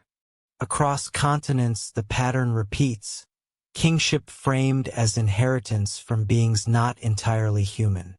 The consistency hints not at coincidence, but at memory, a shared recollection of origin. Modern scholars, wary of divinity, have reinterpreted this as political theology, myths crafted to legitimize authority. Yet even in that reading, something remains unexplained. Why would early humanity, struggling to survive, invent such a complex cosmology of bloodlines? Why speak of transmission through seed and essence if not to preserve a truth that once seemed self-evident? The Sumerians were not naive. They understood hierarchy, mortality, decay. Their obsession with genealogies was not superstition, it was strategy. To preserve divine heritage was to maintain stability, to ensure that the resonance between heaven and earth did not collapse entirely. The oldest dynastic inscriptions reveal subtle divisions between the royal lines. The kings of Kish claim descent from the gods of the sky, those of Uruk from the gods of wisdom and water. Yuzi kings trace their lineage to the moon, god Nana. Each city guarded its divine ancestry as jealously as territory. Intermarriage between dynasties was rare, but when it occurred, it was celebrated as cosmic reconciliation, a merging of celestial bloodlines. The sacred marriage ritual, in which the king united with the high priestess embodying Inanna, symbolized this fusion of mortal and divine. The rite was more than theater. It was biological politics, a reenactment of the ancient covenant that had once bound gods and men. The belief in divine blood did not fade with time. It evolved. As empires rose and fell, the concept migrated, disguised beneath new languages. The Akkadian rulers called themselves Sharukai-Bratabaim, kings of the four quarters of the world, inheritors of the Sumerian mandate. The Assyrians spoke of the seed of Asher. The Persians traced their line to the stars. The Romans, inheriting the mantle of empire, made their emperors gods upon death, pretending to restore what the flood had taken. Even in Europe, monarchs ruled by divine right, the coronations echoing Sumerian rites, older than recorded time. The myth had simply changed its clothes. There is a haunting pattern in human history. The farther the divine recedes, the more desperately men try to recreate it. The genetic purity once guarded through lineage becomes ideology. The resonance of blood becomes doctrine. The Sumerians had priests to measure it. Later empires had genealogists. In modern times, science has replaced the temple and DNA the altar. Yet the same instinct persists, the longing to trace ourselves back to something greater than chance.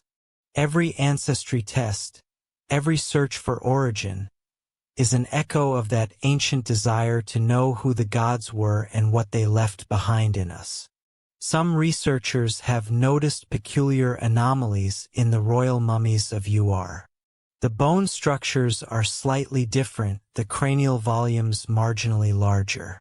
The mitochondrial DNA extracted from the remains of Queen Pwabi, a noblewoman buried with gold and lapis ornaments, contains rare haplogroups found nowhere else in the region. These results are inconclusive, but suggestive. Pwabi's tomb was discovered sealed, untouched since burial, as though guarding a genetic time capsule.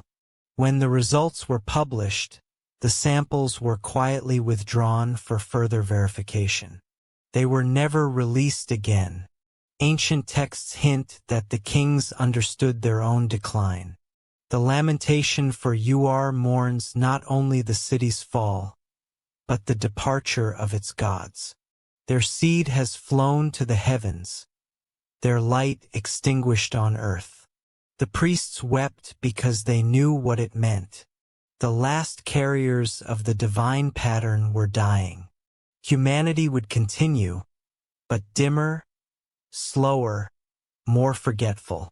The gods' blood, once a torrent, had become a trickle, and yet traces remain. In nearly every ancient civilization, myth speaks of heroes of mixed birth, half mortal, half divine, who emerged during crises to restore balance. Gilgamesh, Achilles, Hercules all belong to that fading generation. They are the last ripples of a biological memory, the echo of a design that once walked in daylight. The Sumerians might have seen them not as miracles, but as vestiges, the final resonance of a frequency the world could no longer sustain. If the gods did leave, perhaps they did not vanish, but withdrew their essence, sealing it within a species that could evolve on its own. The kings, then, were not chosen, but preserved, living repositories of a code too dangerous to lose. Over time, even they forgot, and the blood became metaphor, the rituals became politics, and the archives turned to myth. But every so often the myth stirs. We dig up the bones, measure their proportions, analyze their genomes, and wonder why the data feels familiar. The kings of Sumer built their ziggurats not merely as temples, but as monuments to memory. Each tier, each brick, each stairway was a plea to the heavens. Remember us, remember that we once carried your light. Their prayers, baked into clay, outlasted their bones. And though the lineages have scattered into the dust of history, the question they ask still hangs in the air, heavy and unresolved. If our blood truly began in heaven, what happens when heaven forgets? In the heart of Sumer's oldest myths, two brothers divide the world. One governs heaven's authority, the other governs its secrets. Enlil, stern and lawful, rules from the winds and storms, his will the measure of divine order. Enki, his younger counterpart, dwells in the deep, lord of water, wisdom, and rebellion. Between them unfolds a tension older than scripture itself, the struggle between control and curiosity, silence and knowledge. It is in this mythic rivalry that humanity first becomes conscious, and consciousness, for the Sumerians, was not a gift, it was an accident. The Enki and Ninmah tablets describe the moment of creation not as miracle, but as problem-solving. The gods, weary of labor, beg for relief. Enki devises a plan: mix the clay of the Abzu with divine essence, mold it into beings capable of toil and thought. The goddess Ninmah shapes the forms, Enki breathes life into them. But when the creatures begin to think for themselves, when their speech multiplies and their curiosity awakens, Enlil grows angry. The world was not meant for sentient servants. The rebellion of thought had begun. What follows is a mythic echo of censorship.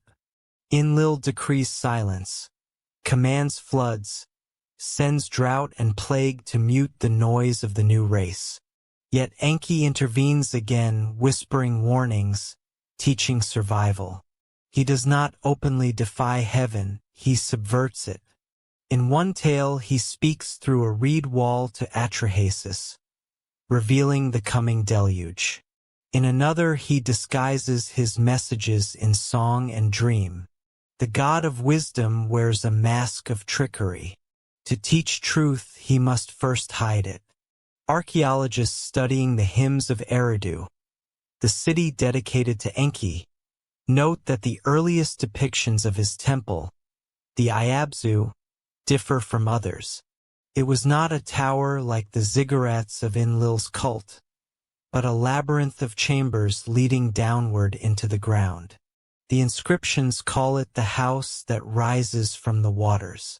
Its rituals were said to involve descent, immersion, and reemergence, a symbolic death and rebirth. Some scholars believe these ceremonies were initiations into secret knowledge.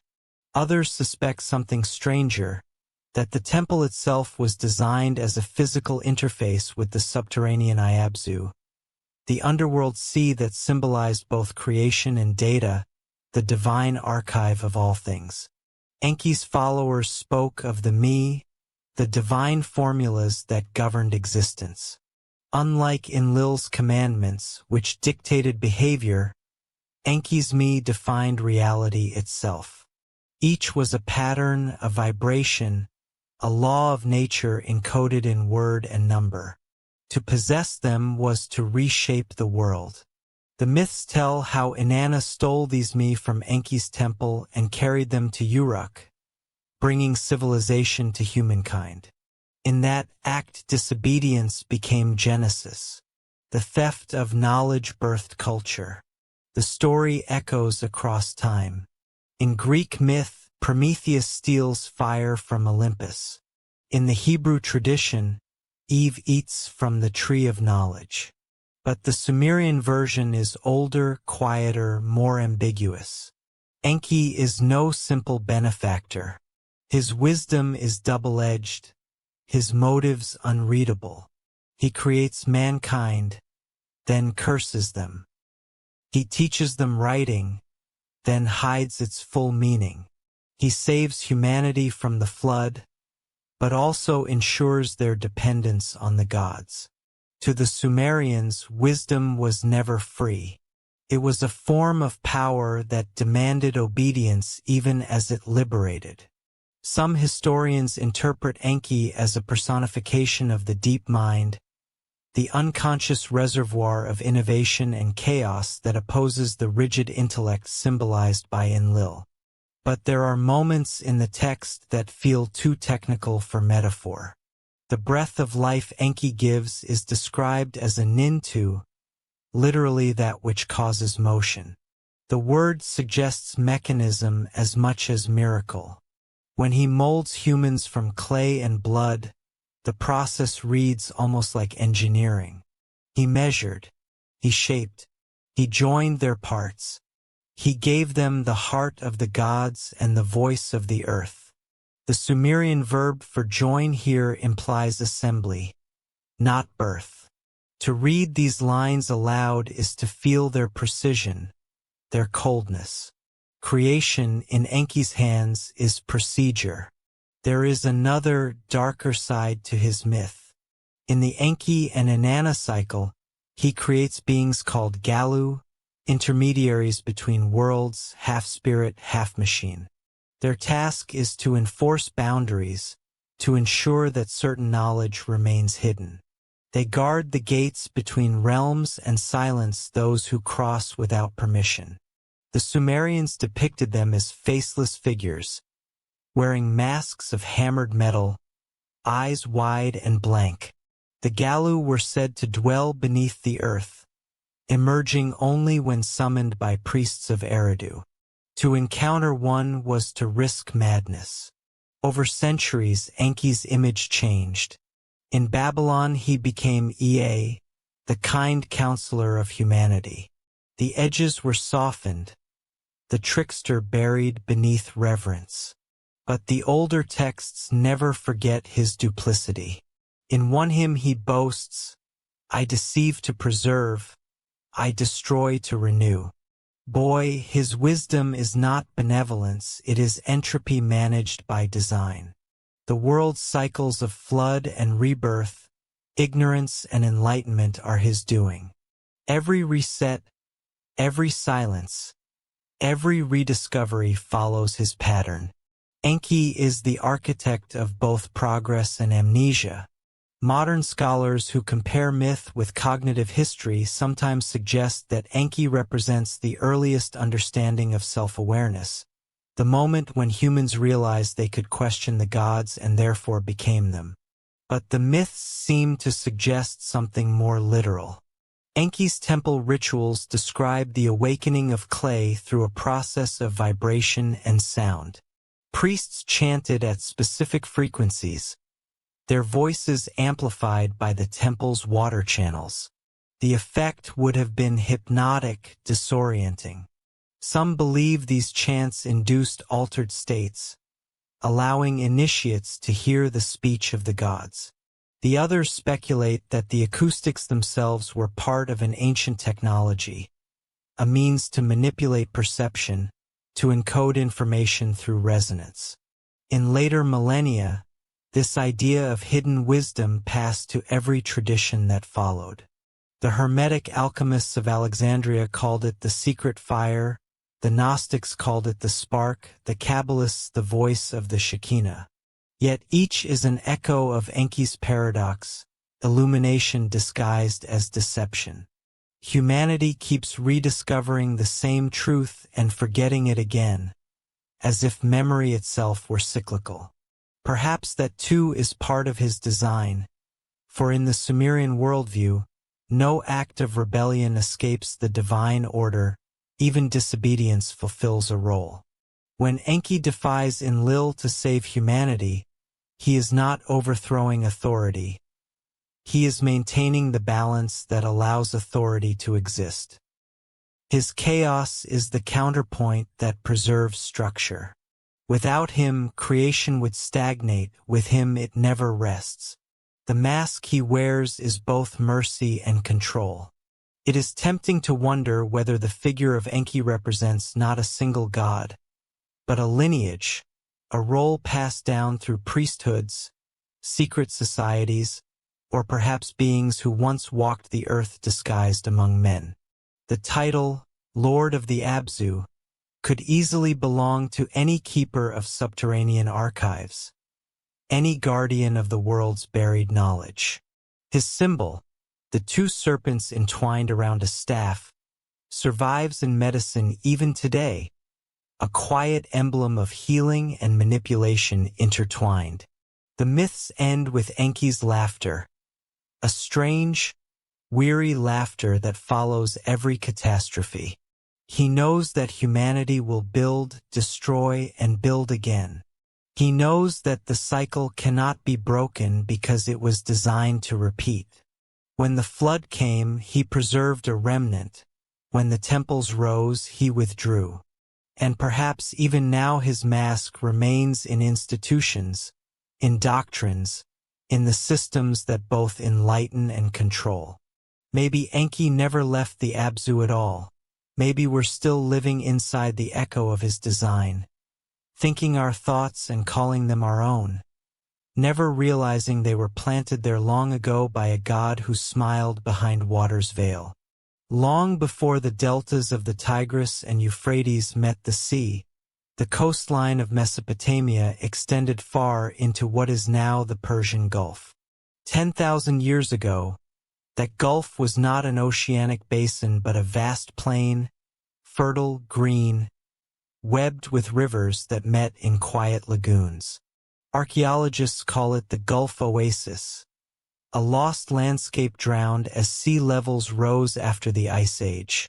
But the Sumerians did not describe it as lost land. They called it Dilmun, the place where the sun rises, the pure and bright land, the dwelling of the gods before the flood. In their tablets it is a paradise of spring water and immortality, untouched by disease or death. They wrote that the rivers of the world flowed from there. To them Dilmun was not myth, it was origin. In the mid-20th century, oceanographers began mapping the floor of the Persian Gulf. What they found matched the contours of the ancient Sumerian description, a network of submerged riverbeds, deltas, and what appear to be the foundations of settlements, now lying beneath 50 meters of water. Core samples revealed pollen from palm and date trees, vegetation consistent with a once thriving oasis. The timing of its submersion aligned eerily with the period of the flood recorded in the Eridu Genesis. For centuries Dilmun was thought to be symbolic, a metaphor for purity. Now it seems more likely that it was memory. If the gods once dwelled in Dilmun, then perhaps the first temples of Sumer were built as memorials to that drowned homeland. Eridu, the oldest known city in Mesopotamia, sits at the edge of what was once the Gulf's shore. Its earliest layers date to nearly 7,000 years ago, older than the pyramids, older than writing itself. Beneath its later ziggurat, excavators found foundations of 21 successive temples, each built directly atop the last, as if the inhabitants were trying to preserve a precise location rather than expand it.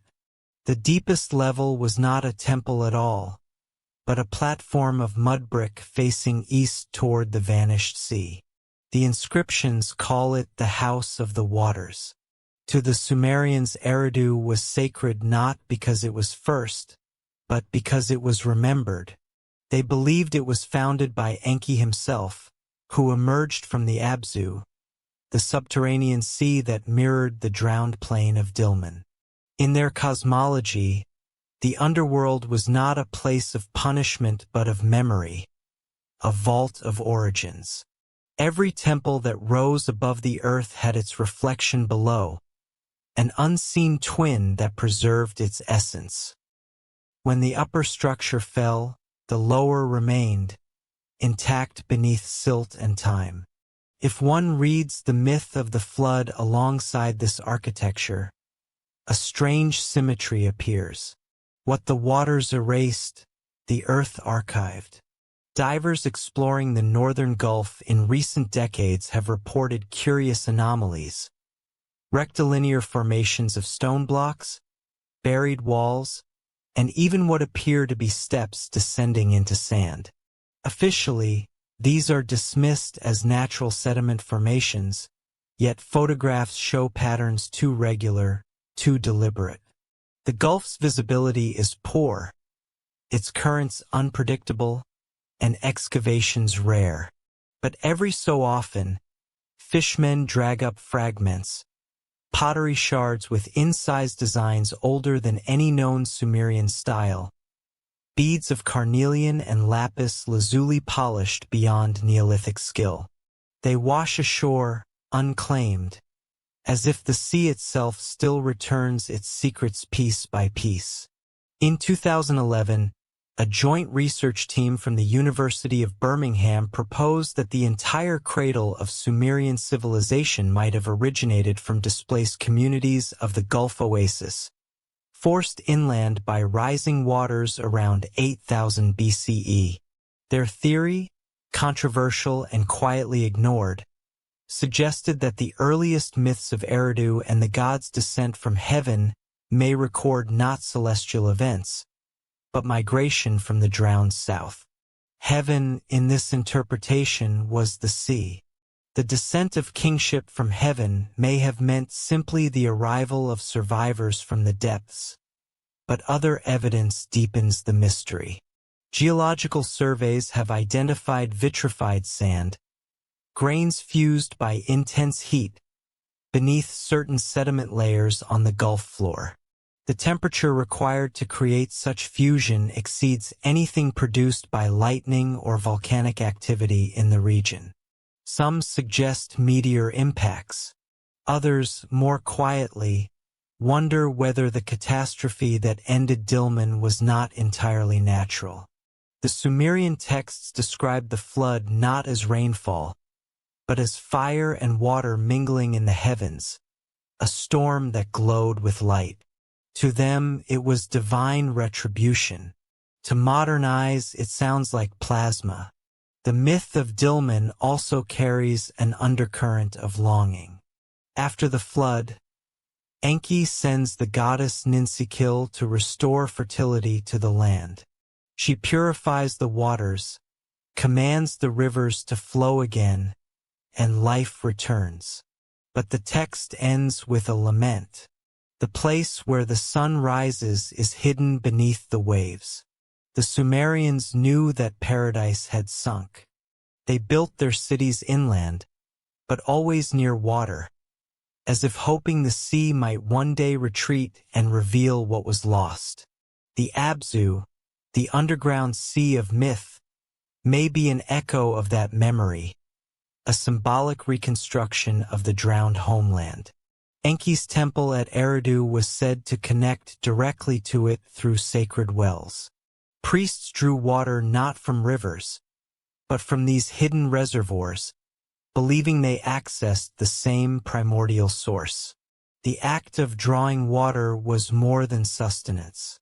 It was communication, a ritual of remembrance. Every drop carried the voice of the deep. When they poured libations, they were not offering to gods above, but to the ancestors below. What remains astonishing is how consistent this imagery is across ancient cultures. The Egyptians spoke of Zep-Tepi, the first time, when the gods ruled from a land swallowed by the sea. The Hindus remembered Dvarka, Krishna's golden city lost to the ocean. The Greeks told of Atlantis, the bright island that fell in a single night. Each story points to a memory submerged, a civilization that vanished when the seas rose. The Sumerians, however, never called it lost. They called it home. In the quiet mud of the Gulf floor, sonar scans reveal patterns that suggest roadways or canals, traces of irrigation far older than known agriculture. If confirmed, they would force history backward by thousands of years, challenging the idea that civilization began in Sumer. Instead, Sumer would be its refugee, its child born from exile. But such findings remain buried in academic silence. Funding for underwater archaeology in the region is scarce. Political instability discourages exploration.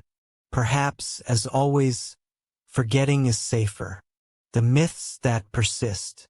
They whisper of a time when the gods walked upon the earth, when rivers were young and death unknown. They whisper of a doorway beneath the waves where the world can be reborn. And sometimes, in moments of uncanny coincidence, the water seems to remember. In 2018, during a period of unusual drought, parts of the Shat al-Arab riverbed receded to reveal stone foundations aligned with ancient star maps. Locals who saw them said it looked as if the ground itself was breathing. Within weeks, the tides returned and the stones disappeared again. Perhaps they were never meant to stay uncovered. The gods of Sumer hid their origins well, sinking them beneath the same element that once gave life to clay. The sea, like memory, protects through erasure. What lies beneath the rivers is not ruin, but record. A world waiting to be read when humanity is ready to face the cost of remembering. Until then, the waves murmur their refrain, patient and unchanging. What is drowned is not dead, only waiting for breath. When the sands of Mesopotamia began to yield their buried libraries to the modern world, the rediscovery of Sumer should have rewritten everything. Here were texts older than Moses, kings older than Egypt, myths older than Genesis.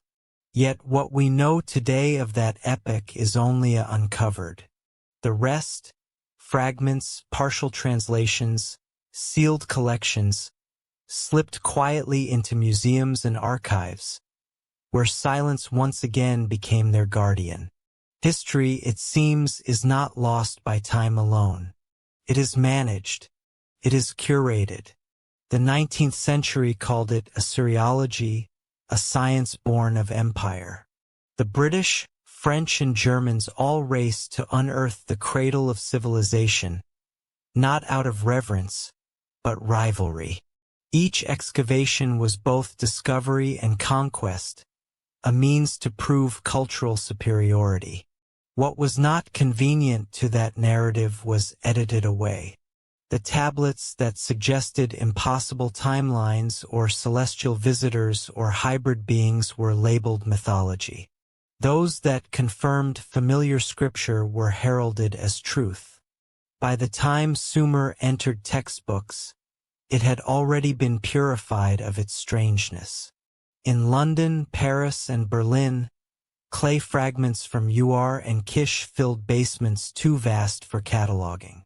Translators, working under state or church patronage, quietly selected which texts would define humanity's first civilization. Out of thousands of tablets, only a few hundred became public knowledge. The rest were shelved, sealed, or sold. A British museum curator once admitted, in a letter never meant for publication, that most fragments remain untranslated, for they pertain to matters not suitable for present dissemination. The phrase, bureaucratic and cold, carries the weight of intent. Even now, in the age of open data, those boxes remain sealed under the polite veil of insufficient funding. The politics of archaeology are older than archaeology itself. The first museums were temples of empire, repositories of control disguised as education. Each artifact removed from its native soil was stripped not only of context but of voice. The Sumerians, who once carved their truths in clay so they might never be erased, were silenced again by the institutions that claimed to preserve them. The irony would not have been lost on them. In 1851, the French expedition to Nineveh uncovered several tablets containing advanced astronomical calculations, tables of planetary movement precise to a fraction of a degree. Their translator, François Lenormand, speculated that the data must have come from an earlier unknown civilization. His report was suppressed by the Académie des Inscriptions. The official explanation was that the results exceeded the mathematical capacity of the epoch. In other words, the evidence was impossible and therefore inadmissible. The tablets vanished into private archives, resurfacing decades later in estate sales, their provenances forgotten. In the early 20th century, the rediscovery of Sumer's flood myth provoked a quiet crisis in theology. The parallels with Genesis were too close to ignore. For a brief moment, scholars wondered whether the Bible had borrowed from Sumer rather than the other way around. But such implications threatened the foundation of Western thought, so the interpretation was reversed. Sumerian stories were declared prototypes, primitive foreshadowings of divine revelation. The idea that they might be historical memory, that the gods of Sumer could have been real beings remembered imperfectly, was dismissed as heresy against science itself, and yet whispers persisted. Among Assyriologists, there are stories of missing translations, phrases too explicit, details too anachronistic. The line between professional skepticism and professional fear grows thin when reputations depend on conformity. A few brave or reckless voices broke the silence. In 1952, the scholar Samuel Noah Kramer published History Begins at Sumer, a groundbreaking but carefully cautious work. He acknowledged that Sumerian literature contained advanced moral and philosophical ideas predating the Greeks by millennia. What he did not say publicly, though his notes reveal it, was that several untranslated fragments hinted at knowledge of precession, magnetism, and the cycle of planetary ages, concepts rediscovered only in modern times. His marginalia carries a single cryptic line, "Who taught them?" In the 1970s, independent researchers began to question why certain tablets remained unstudied. They were told that the fragments were either too damaged or too trivial. But when photographs leaked from museum archives, some clearly showed intact inscriptions, long texts sealed in storage since their discovery. The content remains officially unknown. What little has surfaced through private channels describes gods who measured the deep with fire and the teachers who came from the sea. Scholars dismiss these as poetic metaphors.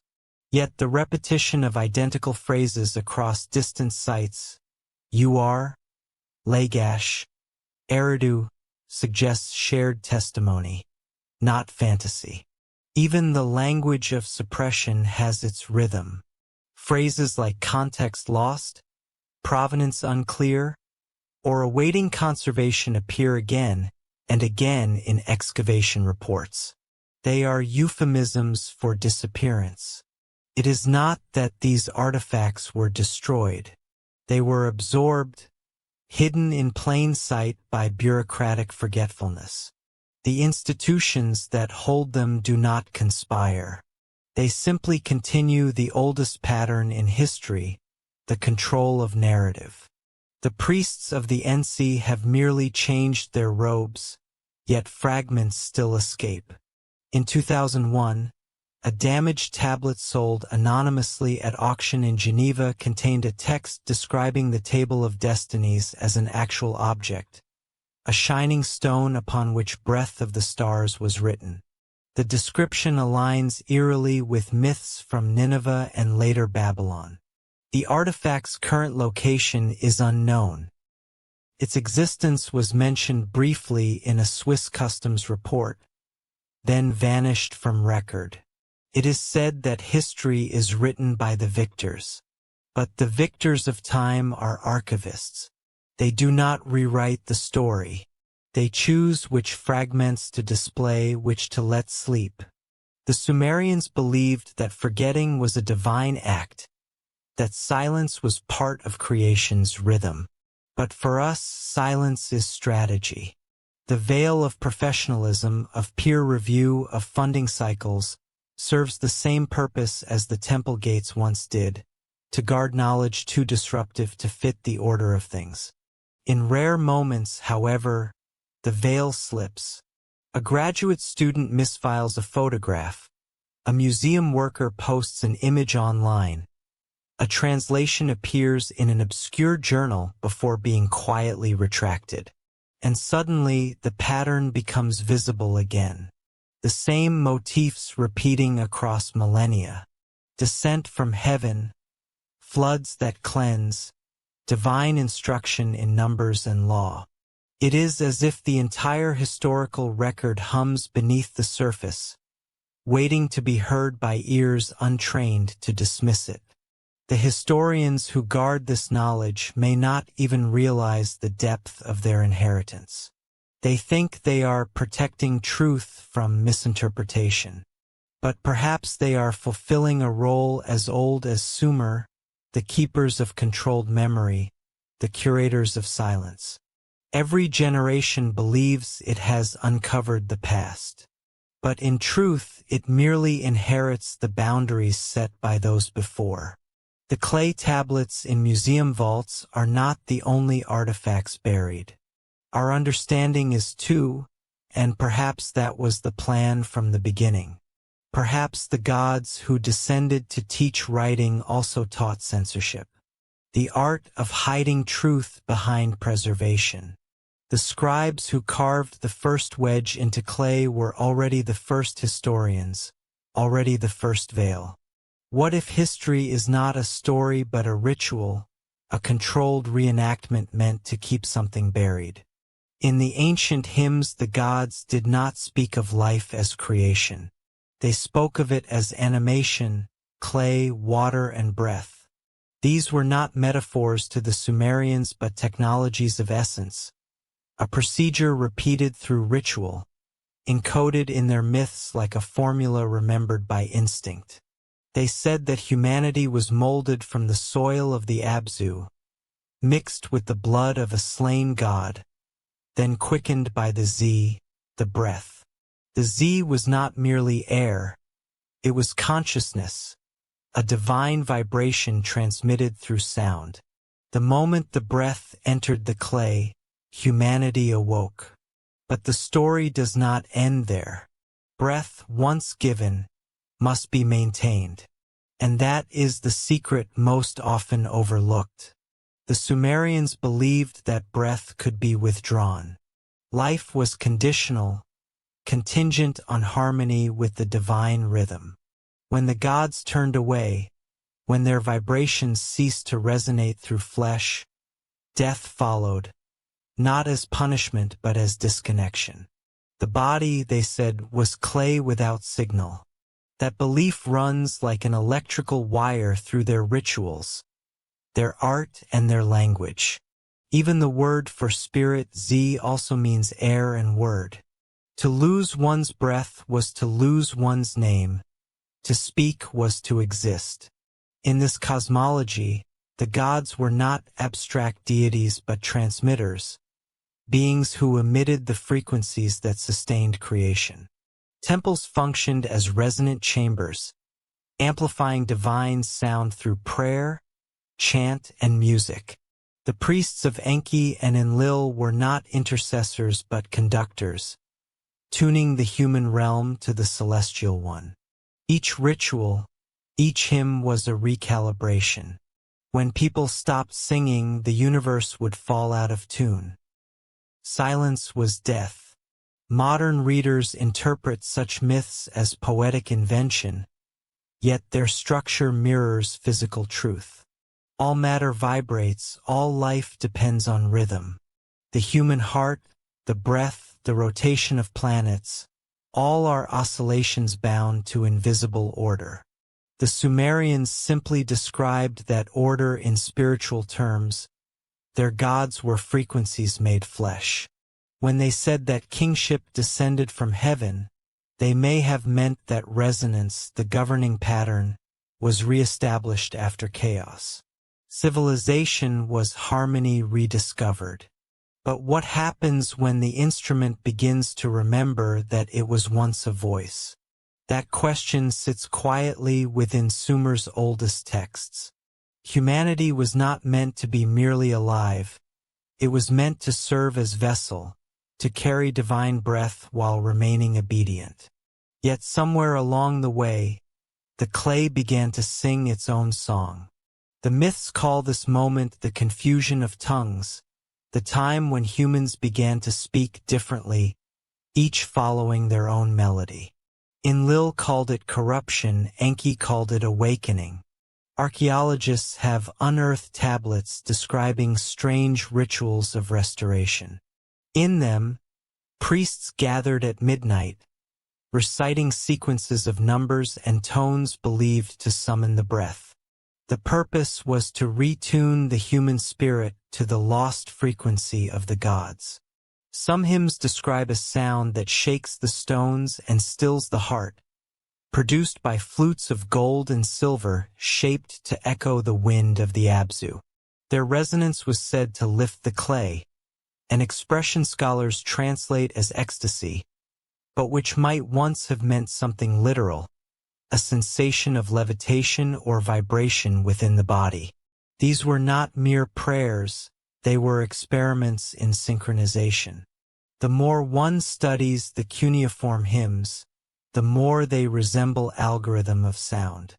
The repetition of syllables, the deliberate breaks, the measured tempo, each appears calculated to produce resonance. When performed inside temple chambers lined with gypsum and alabaster, the echoes multiplied, creating a standing wave. Archaeologists who have reconstructed these spaces report that a single low note sung in the central nave can cause the walls themselves to vibrate. The ancients built instruments of architecture, shaping stone and air into tools for remembrance. Perhaps that is what the myths mean when they say the gods created humanity in their image, not in form but in function. We are transmitters, oscillating between silence and song. The clay remembers. Our very bodies hum faintly at frequencies once sacred. Even our speech, when measured, carries harmonics unique among living creatures. Some geneticists have noted that the FOXP2 gene, the one responsible for complex speech, mutated rapidly around the same time Sumerian legend places the awakening of mankind. Coincidence or echo? The timing fits too well to dismiss. If the divine breath is indeed vibration, then memory itself may be its residue. When we dream, when we breathe rhythmically, we return to that ancient resonance. It is no wonder that meditation, chant, and music appear in every tradition that claims descent from Sumer's wisdom. They are survivals of the same technology, the art of aligning human frequency with something beyond comprehension.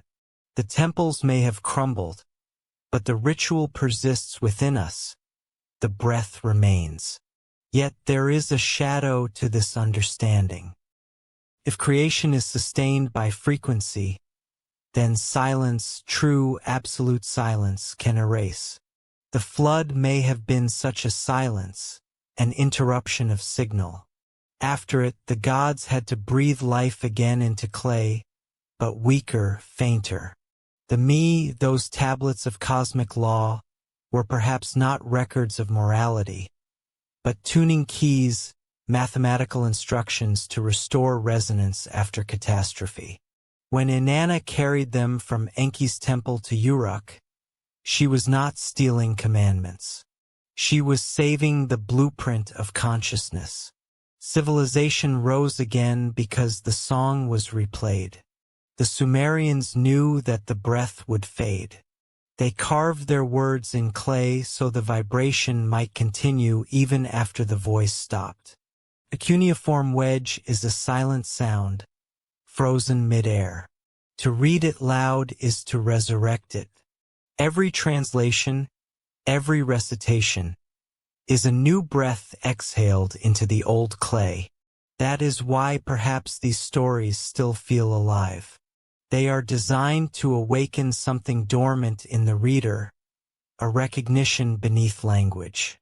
In one of the last hymns of UR, written as the city was falling, a priest cries out to Inanna, "We are clay without your wind. We crumble without your song." The lament is personal, yet cosmic. Without connection to the divine frequency, existence loses coherence. Perhaps that is why the ruins of Sumer feel so strangely awake, their bricks humming under sunlight, their patterns whispering of music long gone. Modern physics tells us that sound can leave traces in matter, that vibrations can etch patterns into sand and stone. Imagine what thousands of years of ritual chanting might have done to the walls of a ziggurat, to the tablets themselves. Each was a recording, a resonance fossil. If one could translate not just the symbols, but the tones encoded within their shapes, perhaps one could reconstruct the voice that first gave them life. The breath might yet speak again.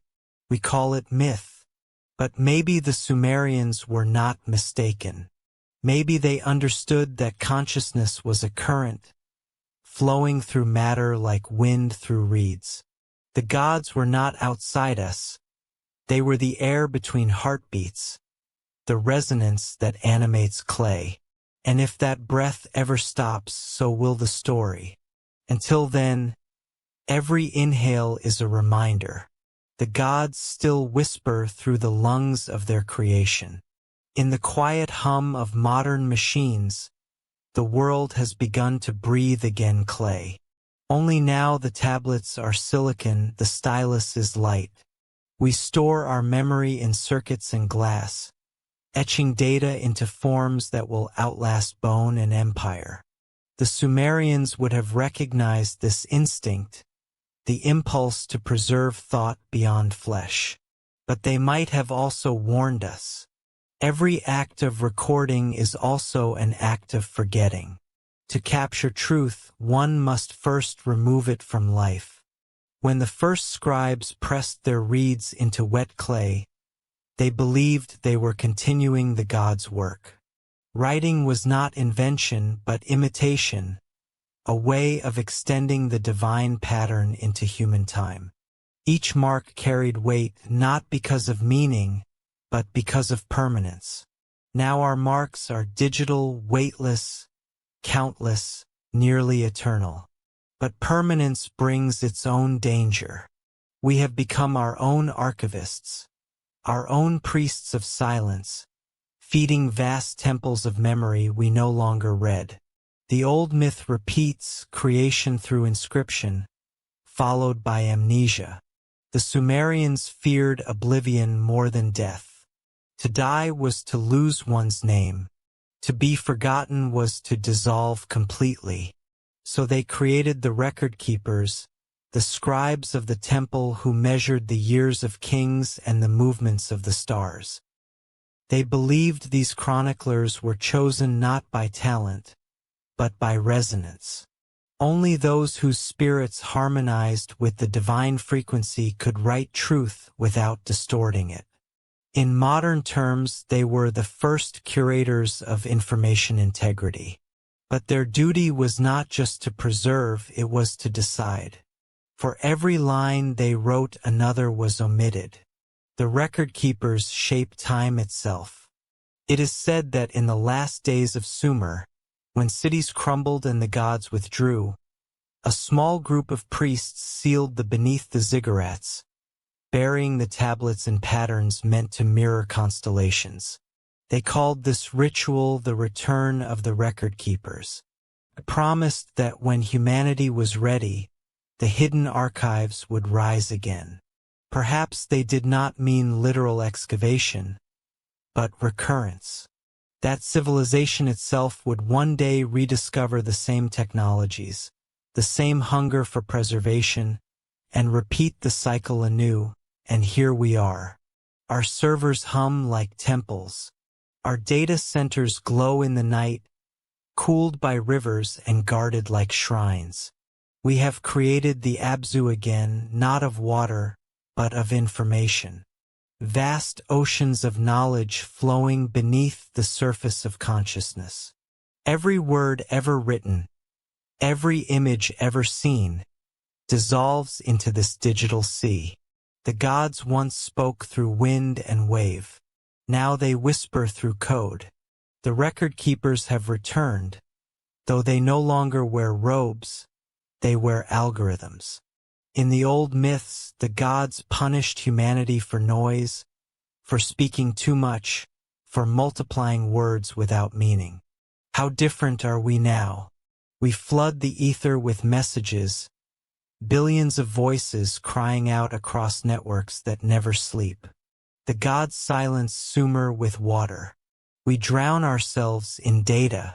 Enlil's flood was meant to quiet the world. Our flood ensures that nothing can be heard. Yet among this noise, a few still listen for pattern, the archaeologists of the digital age, the ones who seek the hidden harmonies buried beneath chaos. They are the new scribes, decoding not clay but electricity. Sometimes it feels as if the past is speaking back. In the archives of the British Museum, long-forgotten cuneiform fragments are scanned and digitized. When algorithms reconstruct their missing lines, words appear that no human hand typed, phrases predicted by probability but eerily coherent. One reconstruction reads, "The one who writes becomes what he records." Another, "The clay remembers more than the gods." Perhaps these are coincidences of computation, or perhaps, through the machinery of language itself, the breath of clay continues to exhale. The cyclical nature of history has always been Sumer's unspoken truth. Creation and destruction, knowledge and silence. The pattern repeats like the rhythm of a heartbeat. Each era believes it is the first to awaken, the first to build archives, the first to fear forgetting. Yet beneath that illusion, the same hands return, rewriting the same story in different forms. The gods, if they exist at all, may not be beings but processes, self-perpetuating systems that ensure the memory of the world never dies, only changes format. The record keepers are their instruments, appearing in every age as scribes, monks, librarians, scientists, always cataloging, always preserving, never understanding fully what they serve. In recent years, deep beneath the sands of southern Iraq, archaeologists discovered a beneath the ruins of Eridu that no one expected. Its walls were lined with baked bricks stamped not with Sumerian cuneiform, but with symbols no one recognized, geometric forms resembling circuitry, lines intersecting in patterns that eerily mirror modern circuit boards. The chamber contained no relics, no idols, only dust and silence. Some believe it was unfinished, others think it was meant to remain sealed. The official reports are vague, yet one photograph, leaked briefly online before vanishing, showed what appeared to be a single tablet resting in the center of the room, perfectly intact. On it was a single line of inscription, "What is made remembers." Perhaps that is all history ever wanted, to remember itself. The Sumerians believed that when the gods finally left, they did not abandon the world entirely. They left within creation a mechanism of return. The cosmic decrees, were embedded into matter, ensuring that life would eventually rediscover its own origin. The gods did not need to descend again. They would awaken through humanity's progress. The invention of writing, of machines, of artificial minds, all of it, they might say, was foreseen. Each new archive is a step closer to reunion, a breath closer to remembering. The record keepers were never separate from the gods. They were their continuation. And yet, there is unease in this thought, for if every act of remembrance brings the divine nearer, what happens when humanity remembers too much? The myths warn that when mortals seek the full knowledge of heaven, the cycle resets. Flood follows memory, silence follows speech. The gods erase what has become too aware. That may be why the tablets were buried, why museums still guard their unread fragments, why even now the deepest truths sleep behind encryption and redaction. Perhaps forgetting is mercy. Still, the impulse persists. We build archives in the name of eternity, but eternity is the flood, the total accumulation that drowns meaning. To survive it, we will need silence again.